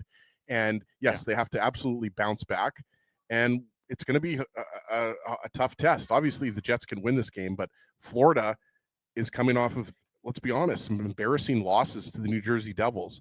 So it has all of the makings, two teams that want to bounce back from losses in their last game. So like we said before, schedule that the Panthers and the Devils played back-to-back games in Florida. Like you don't often see that the away team stays for 2 games. You saw that a little bit in the bubble, and there was that game years ago when the Jets were still in the Southeast, the Capitals, where the Capitals came in and blew the Jets that's out. Going way back, Dave. And by the way, Drew, was that the first year or the second year? Second year. That was the lockout shortened season? Yes, it was. And that, if you remember correctly, was what killed the Jets' playoff chances. That's right. Those 2 losses against they lost Capitals. 6-1 and 5-0 or something over the course of the 2 games. That was absolutely. Johnny Oduya scored a goal in that series. Should we listen to what was our recap at that point that you guys were doing in the post when Ezzy and I were down the press box post game show? Yeah. Something like that. Yeah, no, I don't think we need to bring those back. I wasn't actually at those games, but I don't think we need to bring those. No, I wasn't. I was on my honeymoon. I was in Colombia when those games took place. No, I thought you meant like you weren't doing How do you remember that? I remember it vividly. Not your honeymoon. The fact that your honeymoon was during those games. I just remember because I was like, oh, these are 2 important games. Let me check the score on occasion. And I was like, oh, well, that's a bad score. And then the next game, oh, that's a worse score. And Pablo Mendel over here. Well, you know what they say. Then they treated me like a king when I came back there. When I went there. In any event, we digress as we've been doing a lot on this week's show. The Jets again. Look, everything about the Jets, you haven't seen them lose 2 games in a row. The power play has been clicking still, even though it's had that bad game on Thursday night. But the power play really hasn't had 2 bad games in a row. The Panthers' penalty kill is a good penalty kill, so it's something the Jets are going to have to be concerned about. But, at the same time, I like where the Jets have been mentally after defeats. After the one defeat against Toronto, you bounced back so well in those 2 games. And now you got the Florida Panthers tonight. And I think the Jets, it seemed like they were in the right mind space again. And I have no problem with them rolling back the same lineup again, after the loss to Tampa, because I thought that, as I said to Ezzy on the post-game show, I thought that the structure of their game didn't change. It was the right structure. They approached the game in the right way. They weren't able to execute, which I think had to do with a lot of them being tired and just not being clicking on all cylinders. But I thought the approach was what you wanted to see, and they didn't deviate from that at any point during the game against the Lightning. And I expect the similar tonight against the Panthers. Yeah, and we talked about the Nemesnikov, Ehlers, Perfetti line was the Jets' best line against the Tampa Bay Lightning. They didn't have a lot going on offensively, obviously. So you want to see them get back to consecutive good shifts and kind of bringing that offense in waves, bringing that pressure in waves. And, that's something, Dave, that we talked about on the postgame show. That's, to me, there have been 3 bad games this year. I'm going to throw the Colorado. I keep bringing that game up, but I really think that game, they were badly outplayed in that game. When teams bring pressure, that's because that's what the Jets bring, and not just pressure. They have a lot of skill, obviously, but that's when they're at their best, when they're controlling the pace of play. And we'll see, Dave always talks about chess matches. I think you're going to see that even more in this game because it's a 2-game series, right? You're going to have the Panthers coming back to Winnipeg on Tuesday. So you're going to see that a little bit in the early part, trying to figure out, how to control what the other team is bringing at you. But when you have this many great players on both teams, like Alexander Barkov, like he's a future Hall of Famer. We talked about it on that line with Carter Verhaeghe and Sam Reinhart. Like ideally you would like that Lowry line, Dave, to be matched up against Barkov's line, but you don't have last change. So that's going to be tough. So it's possible that you're going to see, the Nemesnikov line get that line. It's possible that you're going to see the Scheifele line against that line, top line versus top line, right? Obviously, Scott O'Neill has said that he doesn't focus too much on line matchups. It's a little bit more nuanced than that, right? But a lot of great players. And I saw a comment about the Panthers having trouble with the Devils' speed, and it's true. You lose Brandon Montour. It's not as deep. It's not as deep as a group as it was. Obviously, you've still got Gustav Forsling and Aaron Ekblad there, but with Nico Mikkola and Dmitry Kulikov, it's an okay second pair. It's not a speedy second pair. It's not a second pair. And then you've got Nate Schmidt and Juvis Balinskis, who's obviously the Latvian sensation.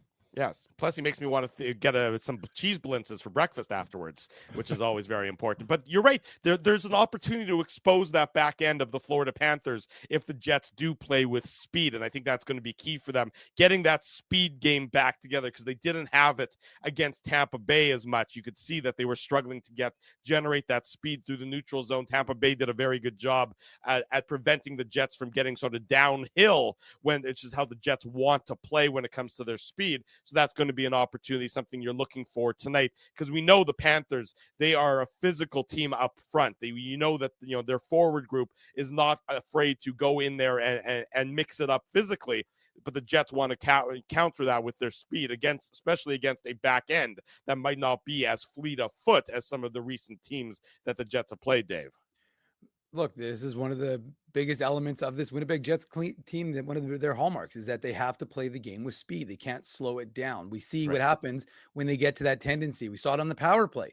Power play was a little slower than we expect from this Jets club. So that, I think, is absolutely the case, Drew. I think this is one of those things that you're going to want to, again, you don't want to get into a track meet, although the Panthers are not exactly the speediest of teams. So it's not like you're going to burn out. But at the end of the day, you definitely want to use that element in your game in whatever capacity that is, whether it's getting up and down the ice or, like I said, moving the puck quickly and making quick decisions from the team. The only good news from my perspective, boys, is that when the Jets tend to play poorly, it's almost like they play poorly as an entire collective team. And then they usually, this season is our usual, they're picking it back up as a collective group. So that would be my anticipation for the Jets, was that we see a team that's, again, on the ice quickly yesterday for a 35-minute skate and ready to go, and going to have their legs back for today's game in Sunrise. Stephen Wino set to join us at the other end of the commercial break, talk a little bit about everything going on in the NHL. The Illegal Curve Hockey Show, it's brought to you by Play Now. Learn to bet with Play Now, the official betting partner of the Winnipeg Jets. Sign up and get up to $250 in bonus bets. Conditions apply. 18+. Enjoy responsibly. After the Jets and the Panthers tonight, the Illegal Curve post-game show, Ezzy Ginsberg. And who's your special guest, Mr. Ginsberg? Who is joining you on tonight's program? It's going to be Liz Hood, who you guys know from Winnipeg Sports Talk, Deep Dive, and obviously Winnipeg Sports Talk Sunday Live. Yeah. So it's going to be historic. It's Liz's first appearance on the Illegal Curve postgame show, and the first time we've ever had a woman. There you go. So we look forward to that on the postgame. As Ezzy and Liz Hood after the game, right around 8:40 p.m. Let's head to commercial break. When we come back, Stephen Wino set to join us here on the Illegal Curve Hockey Show. Saturday morning, Drew Mandel, Dave Minuk, Ezra Ginsberg. Saturday morning, we are back on the Illegal Curve Hockey Show. Drew Mandel, Dave Minuk, Ezra Ginsberg with you. The Jets and the Panthers later tonight. Complete coverage all day long on IllegalCurve.com, and then the Illegal Curve postgame show after the game. We're pleased to welcome to the program from the Associated Press, our good friend Stephen Wino joins us on the show. Stephen, good morning. How are you? How are things? I'm great, gentlemen. How are you guys doing?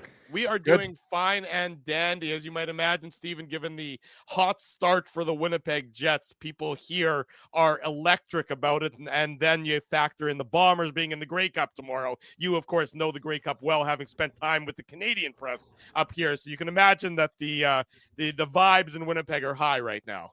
I was just in Toronto last weekend. I saw the Argonauts quarterback get hurt. I've been watching our friend Arash Badani in Winnipeg on site about this. I'm sure all you guys are juiced up about this. Yes, juiced up would be a good way to describe the city. The Jets are certainly contributing significantly to that level of excitement. We're always curious, the Jets, being in Winnipeg, we know we're a small market. We don't get necessarily the attention that, some of the bigger markets get. From your perspective, sort of the arm's length away, and you're watching this Winnipeg Jets team and you're seeing what they're doing, and you think back to their performance in the regular season last year, then the disappointment of the playoffs against the Avalanche, just your sort of 20,000 feet view of this Winnipeg Jets team so far. I think our audience would be curious about that. Well, the initial kind of conversations I've had with friends and colleagues in the business is wake me up in April. And I'm sure there's a lot of fans thinking the same thing of this is what the Jets do in the regular season, and then things go wrong in the playoffs. But hey, look, you got an elite goaltender in Connor Hellebuck, and the U.S. backup chants were fantastic. Not so much to my girlfriend as a Jake Ottinger fan, but everybody else seemed to laugh at that. But when you have a goaltender like that, you can do anything. Like look what Andrei Vasilevsky has done for Tampa Bay Lightning and that team. And really what sticks out to me, and I dealt with Scott Arniel a little bit in Washington when he was an assistant here, is to me, he's the front runner for Coach of the Year, because nothing against Rick Bowness at all, but Scott Arniel coached this team a bit last season when Rick was away for his health, for Judy's health. I think this just shows how good a fit he was for this group, and that this wasn't just a token hire by Kevin Cheveldayoff and the front office to go to Scott Arniel, that he really knows what he's doing with this personnel, and that this is a team that should be in the mix. I mean, that should be talking about being a Stanley Cup contender. But again, really wake me up in April and May and see how this team does when push comes to shove, because they're in that Central Division where you could get Colorado in the first round, you can get Dallas in the first round, and who the heck knows who's going to come out of that sort of gauntlet of a Central Division. No, it's very true. And I think the odds makers agree with you, because they're definitely not showing the Jets some of the love that Jets fans would like for the Stanley Cup odds, but that just means you can make, I guess, make more money, right? Exactly. Yeah. So you place a bet with Play Now right now. But, you obviously cover the Washington Capitals. What a fantastic start to the season. There's no shortage of things to talk about. Obviously, Alex Ovechkin at the forefront, chasing Wayne Gretzky's goal-scoring record. Dylan Strome, I don't know how much chatter there is in Washington, but you got to think he's on Team Canada's radar for the Four Nations tournament. I realize there's a lot of good players, but 24 points in 15 games. That's not what I want to ask you about, though, Stephen. Pierre-Luc Dubois. We got to start with that, because obviously we're a Jet-centric show. He's only got 1 goal, 10 assists, but what's kind of stood out to you about his game? Because obviously that was a big acquisition for the Capitals in the offseason. I wanted to pull up exactly what his shooting percentage is this season, and it's 3.7. And so he's been, other than Zach Hyman in Edmonton, maybe the unluckiest player in the league in terms of scoring. But what Pierre-Luc Dubois has given, and what Dylan Strome has done for this team, has allowed Pierre-Luc Dubois' sort of lack of production not become an issue so far. He's fit in well. And I said to people, we had a bunch of colleagues during the Cup final when that trade happened who just said, Pierre-Luc Dubois is a dog. He's not going to win. He's not going to produce. His contract's terrible. But Darcy Kemper wasn't doing anything for this team. And a bunch of us who cover this team were talking about it for a long time. Like, if you're going to get rid of his contract, the only way you do it is getting Pierre-Luc Dubois. And this team has already had an eccentric center who underproduced, underachieved, and getting Kuznetsov. And Kuznetsov was a guy who there was always concern about. He didn't care enough. He literally said to us, if I cared 82 games a season, I'd be the MVP in the league. So to get Pierre-Luc Dubois, who I think his problem has always been he cares too much, he squeezes the stick, and he gets very anxious about it. I think that was a good problem to have for this team, and that Brian McClellan believed Spencer Carberry could fix it. I don't know yet if it's going to wind up being good for the next 6 years of this deal, but he has fit the pieces have fit in correctly on this team. The Capitals did go out and get Lars Eller as a number 3 center, but that's not because of Pierre-Luc Dubois. That's because of Hendrix Lapierre's lack of production so far. Dubois has just fit in well enough where there's a lot of games you don't notice him, and because he's not producing, that's bad in one way, but it's also good in that he's not making the kind of mistakes that are costing this team games. They're off to a hot start because Dylan Strome's played really well. Alexei Protas and Alex Ovechkin on that top line have been great. The defense is rebuilt and better. Jacob Chychrun, when he's been in the lineup, has been a monster, to where Pierre-Luc Dubois' lack of production so far really hasn't been a storyline around this team because things are going well. And when things are going well, you're nitpicking when you're talking about stuff like that. Stephen, speaking of storylines, what is something that you're kind of casting your eye towards? It's something that maybe isn't a little underreported. Like, to me, the Minnesota Wild's start is so overshadowed by what the Winnipeg Jets are doing, and yet nobody's really talking about what the Minnesota Wild are doing. But from your perspective, is there anything that kind of is grabbing your attention? Just 23% of the season done. I'm looking at the teams that are already toast for not this season, but like the next 4 or 5 years. And I'm thinking like the Pittsburgh Penguins. I knew that was coming, Steve. I knew that was coming. The Islanders and the Penguins are like, when you look at like where these teams' futures are, and not just this season, like they're in trouble. Kyle Dubas has his work cut out for him. Lou Lamoriello or whoever succeeds Lou Lamoriello in that job, whenever Lou ever leaves the NHL or decides to retire, have their work cut out for them. From a pleasant surprise standpoint, though, I think you're right, Dave. The Wild have been stunningly good. And you see that sort of rotation of coaches they've gone through now, that John Hines is on job 3 now, I think, in the NHL, and has been great. Marc-Andre Fleury is on this farewell tour, but Kirill Kaprizov's in the MVP conversation at this point, right? Like, he's either the leading scorer, among the leading scorers in the league right at this point, and has not just been scoring, but setting up everything. The pieces are starting to come together. Brock Faber was my vote for Rookie of the Year last year over Connor Bedard. As great a season as Connor Bedard had. I think Brock Faber is a guy who I covered the Olympics in 2022 in Beijing. And at that position, playing meaningful games in the league last year really prepared him for being a number one defenseman. He's definitely on that U.S. Four Nations team. But the Wild really have been certainly a pleasant surprise so far in, 20 games in. Well, conversely to that, Stephen Wino of the Associated Press is our guest here on the Illegal Curve Hockey Show. Sticking in the Central Division, everyone had the Nashville Predators as the off-season champions. Well, the off-season champions means nothing come regular season time. Why the struggles from your perspective? Is it just a bunch of new guys having trouble gelling together? And do you think it's too late for them to climb out of the hole that they're in? We remember last year, the Predators really did go on that miracle run, late in the year after it seemed like they were waving the white flag. Can they dig themselves out of a hole where that finds themselves behind the Chicago Blackhawks at this point of the season? It's a tough one, but I remember asking UC Saros this at the Player Media Tour in Prague about gelling and new players. And he said, look, most of the core has been together for a long time, but Andrew Brunette the Predators came through Washington, and Andrew Brunette said, when you add a Brady Shea, a Steven Stamkos, and a Jonathan Marchessault, who all are used to playing 20 minutes a night, that's minutes that have to be taken away from other guys too. So not only are they having to get used to a new system and all those sort of things, but you have other players playing less ice time to fit these guys in. And it just hasn't worked. I mean, they've had some tough luck. They hit a bunch of posts when they were in Washington and lost, and these other things. But Steven Stamkos has started to produce a little bit, but looks a little lost in that system. It might be the wrong coach or the wrong team. I wonder how long until Barry Trotz decides. I don't think he wants to. I don't think Barry Trotz wants to coach again. But until he decides that he wants to just take over himself for Andrew Brunette, I wonder if that happens at some point. But it's a mess in Nashville right now. We looked at the Oilers last year and the bad start they got off to, but it took firing Jay Woodcroft, replacing him with Chris Knobloch to kind of start the process toward changing things and going on that run to Game 7 of the Stanley Cup Final. And something has to give in Nashville. Barry Trotz is on the record saying, I want to find a center. No one's trading a center. Lars Eller was not the kind of player they needed. They probably need a second line guy to fill that role. But something has to give in Nashville. And to quote the late Yogi Berra, it's getting late really early for the Nashville Predators. Great quote. I know we're jumping out all over the place here, but that's what we like to do with you because you cover the NHL.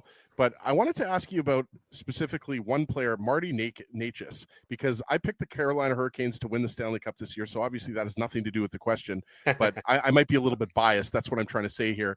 But I think the Hurricanes have been picked by a lot of people unsuccessfully over the last 4 or 5 years. But, he is fourth in NHL scoring. And, the other names in that group, McKinnon, Kaprizov, Eichel, Reinhart, Rantanen, McCart, those are names that you expect to see in the top 10 of NHL scoring. But the reason why I want to ask you about Marty Necas, not just because he's got 25 points in 15 games, I guess a two-parter, is this the year he's now acknowledged as not just being a good player, but a superstar player?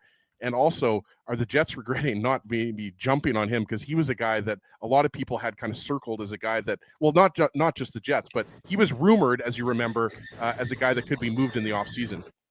Yeah, and that's the thing is, after what his dad popped off about last year and the idea of he's an RFA, he wants to change the scenery, this and that, it really was a tumultuous offseason for the Hurricanes, changing GMs from Don Waddell to Eric Tulsky and sort of everything going on around that team, that Marty Necas for a long time seemed like he was going somewhere, right? It was going to be a trade option, but credit the Hurricanes for saying, no, you're a restricted free agent. We want you. And after all the guys they lost in free agency, including Jake Gensel after they got him from the trade deadline, they gave Marty Necas the role. Rob Brind'Amour is one of the best coaches, if not the best coach in the NHL. He knows how to use the personnel at his disposal. And giving Marty Necas a bigger role has turned out to be a gigantic win for the Carolina Hurricanes. they're a little bit of kind of like you guys, like your guys in Winnipeg of let's see how the playoffs go. But Marty Necas, just like Kirill Kaprizov, is in the MVP talk now because he has taken a team that we all thought or wondered was going to take a step back. The real team took a step back was the Boston Bruins. So if we're going to get to that later, we can. But the Hurricanes are the team that a lot of us thought, holy cow, like they lost a lot of players in free agency. What's going to happen? They don't have Don Waddell anymore. But Marty Necas has filled that sort of role, not even filling in for one guy, but filling in for two or three by getting on the top power play, by being sort of that player in that situation where he's at a prime age. I think he's 25 years old, right in that range where he is just stepping into his prime, where a lot of guys start saying they either find that next level of their game or they don't. And Marty Necas certainly has. Well, Stephen, then you teed me up. I was going to ask about the Boston Bruins. They're 8-8-2, but their goal differential is a whopping -16. What is going on in Boston? Well, I covered the Capitals last season when they made the playoffs in a -37 or whatever it is. But I wonder if a little bit of the Bruins is the regression to what we thought we'd see when Patrice Bergeron and David Krejci a year earlier. And we didn't see it initially because Linus Ullmark and Jeremy Swayman going kind of every other game the entire season, they sort of kept on that level. And then the bottom's sort of fallen out a little bit. They're still in a playoff spot, I think, in the Eastern Conference at 8-8-2. It's not like they're where the Predators are, where the Penguins are, where it's a legitimate concern right now that they're not going to make the playoffs. But and I know I'm firing coaches left and right here, but I wonder about Jim Montgomery, and I wonder Jay Leach is on staff, Joe Sacco's on staff.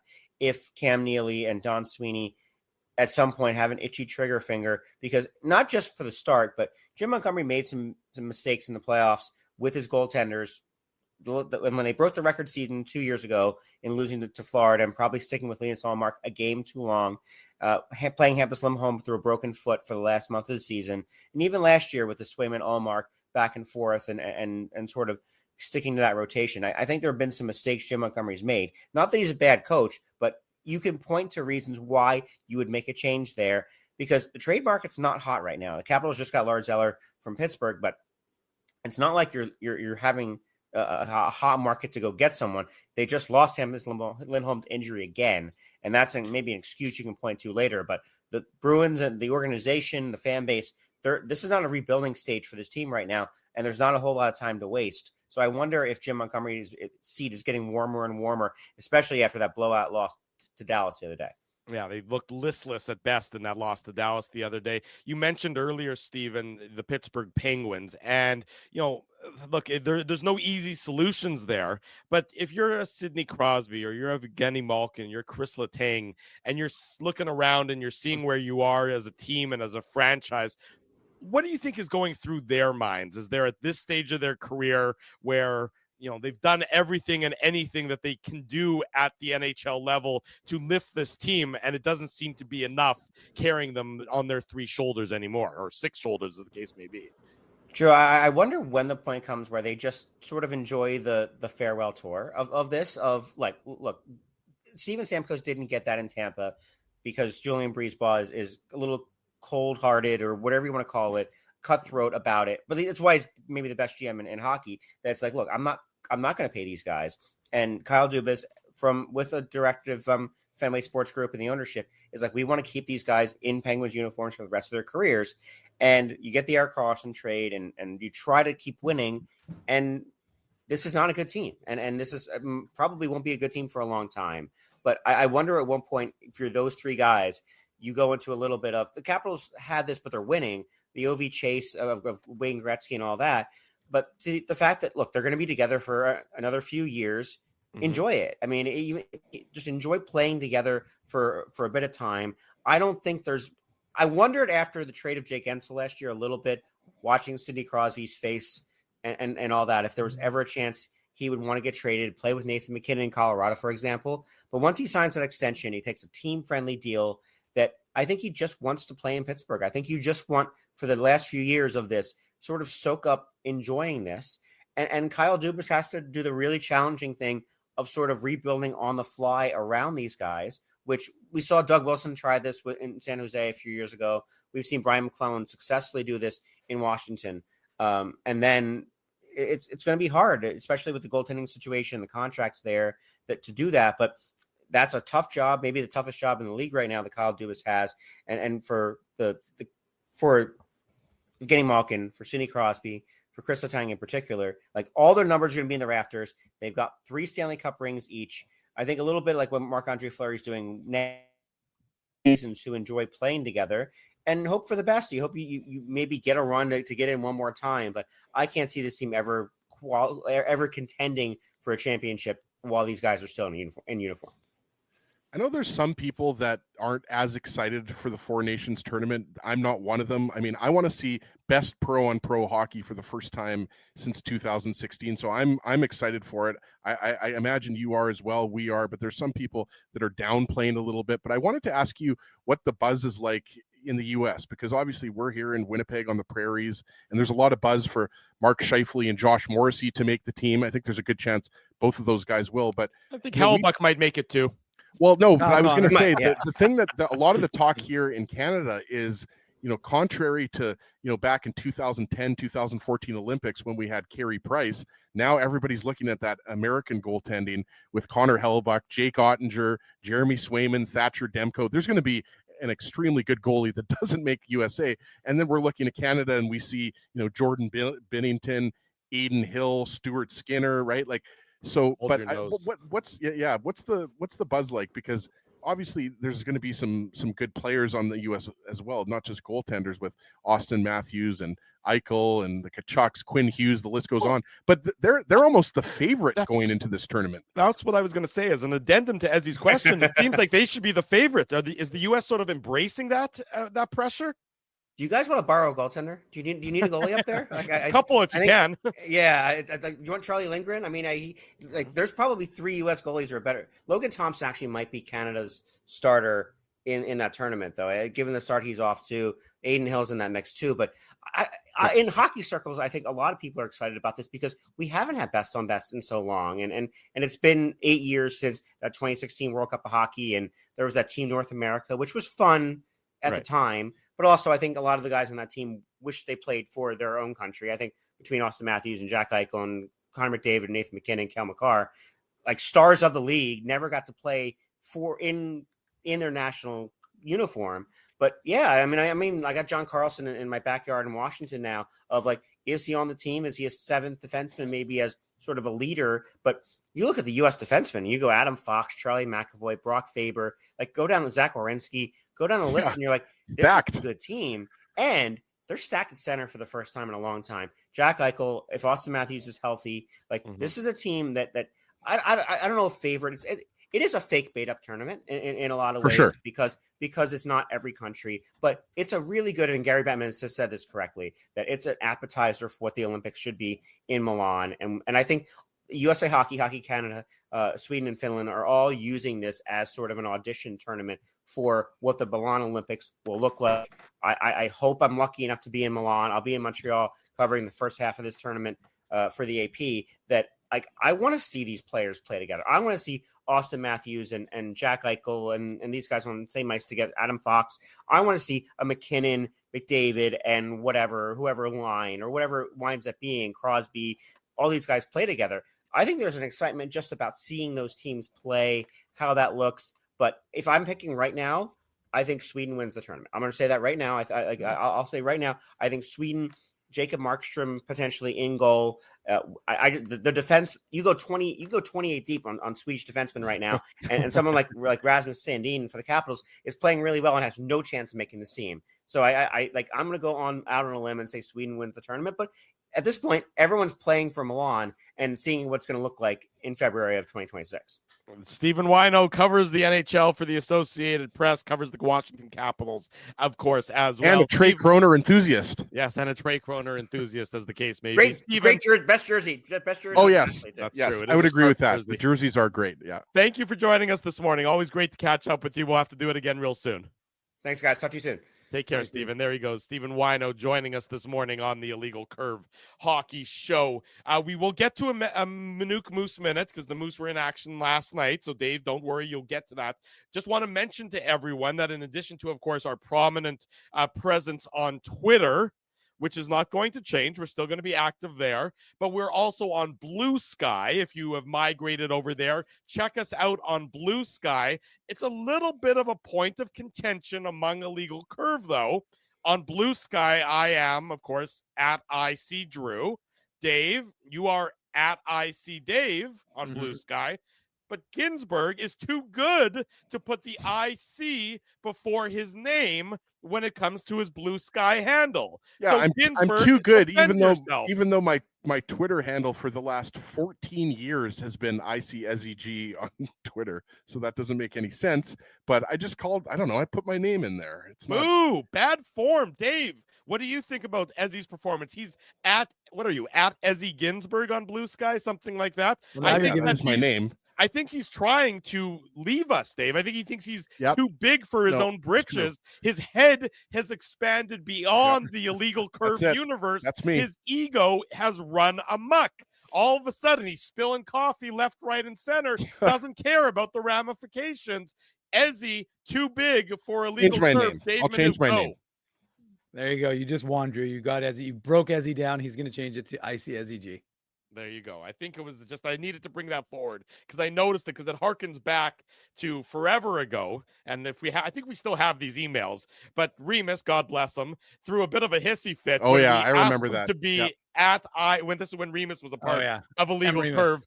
And, Dave was IC Dave, Ezzy was ICSEG. I'm IC. He's not on Blue Sky though. I checked. Remus is not on Blue Sky yet. Too busy. He's on the I don't national. think Huss is either. Yeah, they're both too busy. They're being mainstream media national on the national. Let's be honest, anything night. to get away from Twitter X. I mean, it has really become unbearable. Like I've seen my followers go down and my Blue Sky followers go up. So I think there's something here.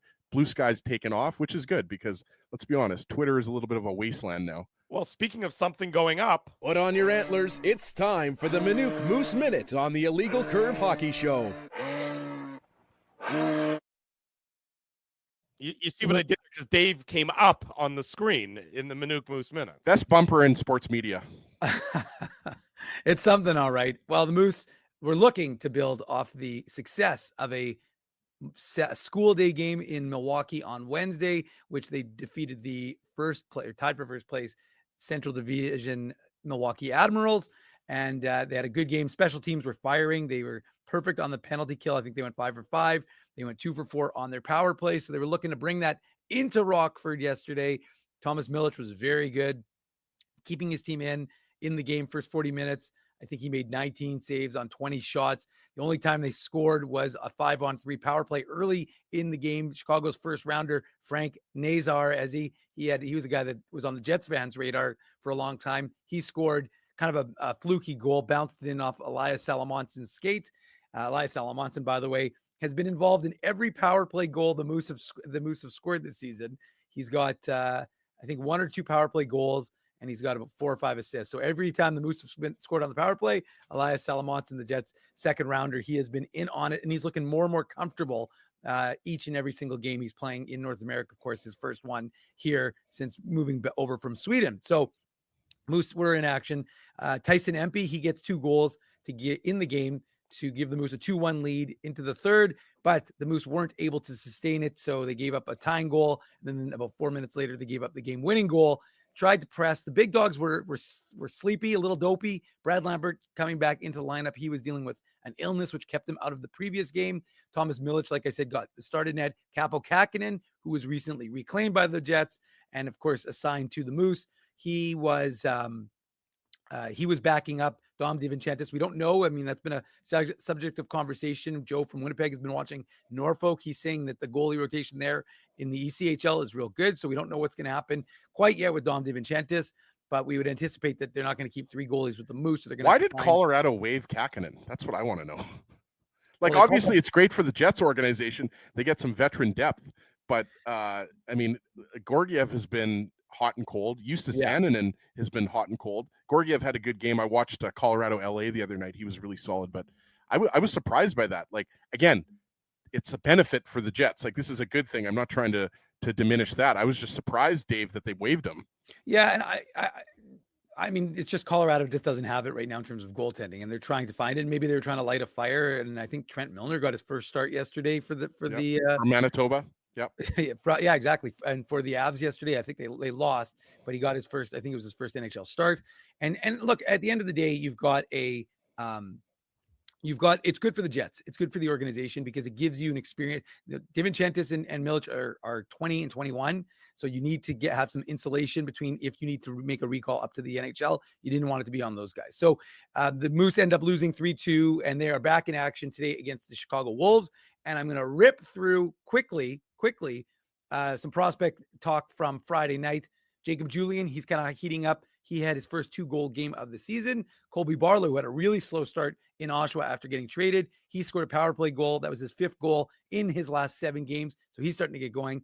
Guy that folks should be watching. He's not getting a lot of mentions, but Kieran Walton, he, the 2024 6-rounder, he had a goal and 3 assists for Sudbury, and he's currently 13th in OHL scoring.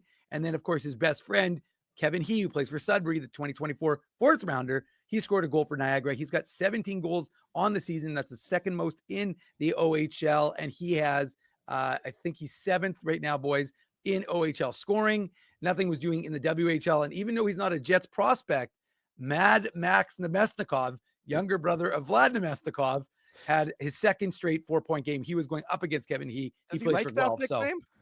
Well, the broadcaster calls him Mad Max Nemesnikov, so it's pretty entertaining if you ever watch any of those calls. Of course, I've got all those goals on the Illegal Curve Instagram, on IC Dave, my Twitter account, which I don't plan on going anywhere, so I'll be using that still.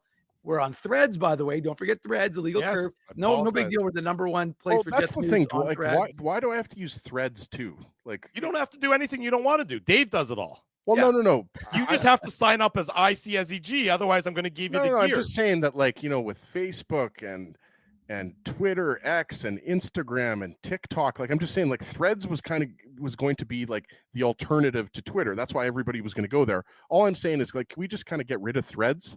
Nope. Well, I mean, I think I'm Instagram not might going have to a get rid of problem it after I built it for the last. I've been building it up as we got, people come to us on Threads. We got almost 4,000 subscribers on Threads, so we're not going to get rid of it. We're going to keep using it. We'll keep posting stuff. It's just like, how many different social media sites? Like, I agree. do this for a living too. I'm going to have to add Hockey Manitoba on Blue Sky. Like, no. I mean, it's a lot of social media. It's a lot of stuff. The reality is you don't need to follow us on everything. You do, technically, I'm lying. But the truth is you can just follow us on one of those things, because to the point as he's making, I cross promote us on everything. So we'll remain on Twitter because it's a very good resource for hockey fans. We'll be on Blue Sky because it's an up and coming fun, and I don't really care. It's fine. It felt like screaming into the void, like as of 2 weeks ago. And then all of a sudden everyone was just like, oh, okay, I'll start using it. And again, Threads, we're on all of them. And of course, illegalcurve.com, always your source.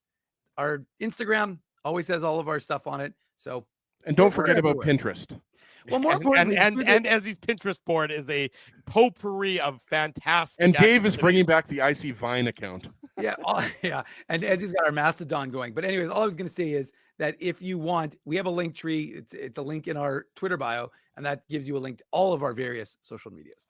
But I wanted to point forward on the screen that you can wear Illegal Curve on your chest with our great merchandise, which is available until tomorrow. So the Illegal Curve locker room does close tomorrow.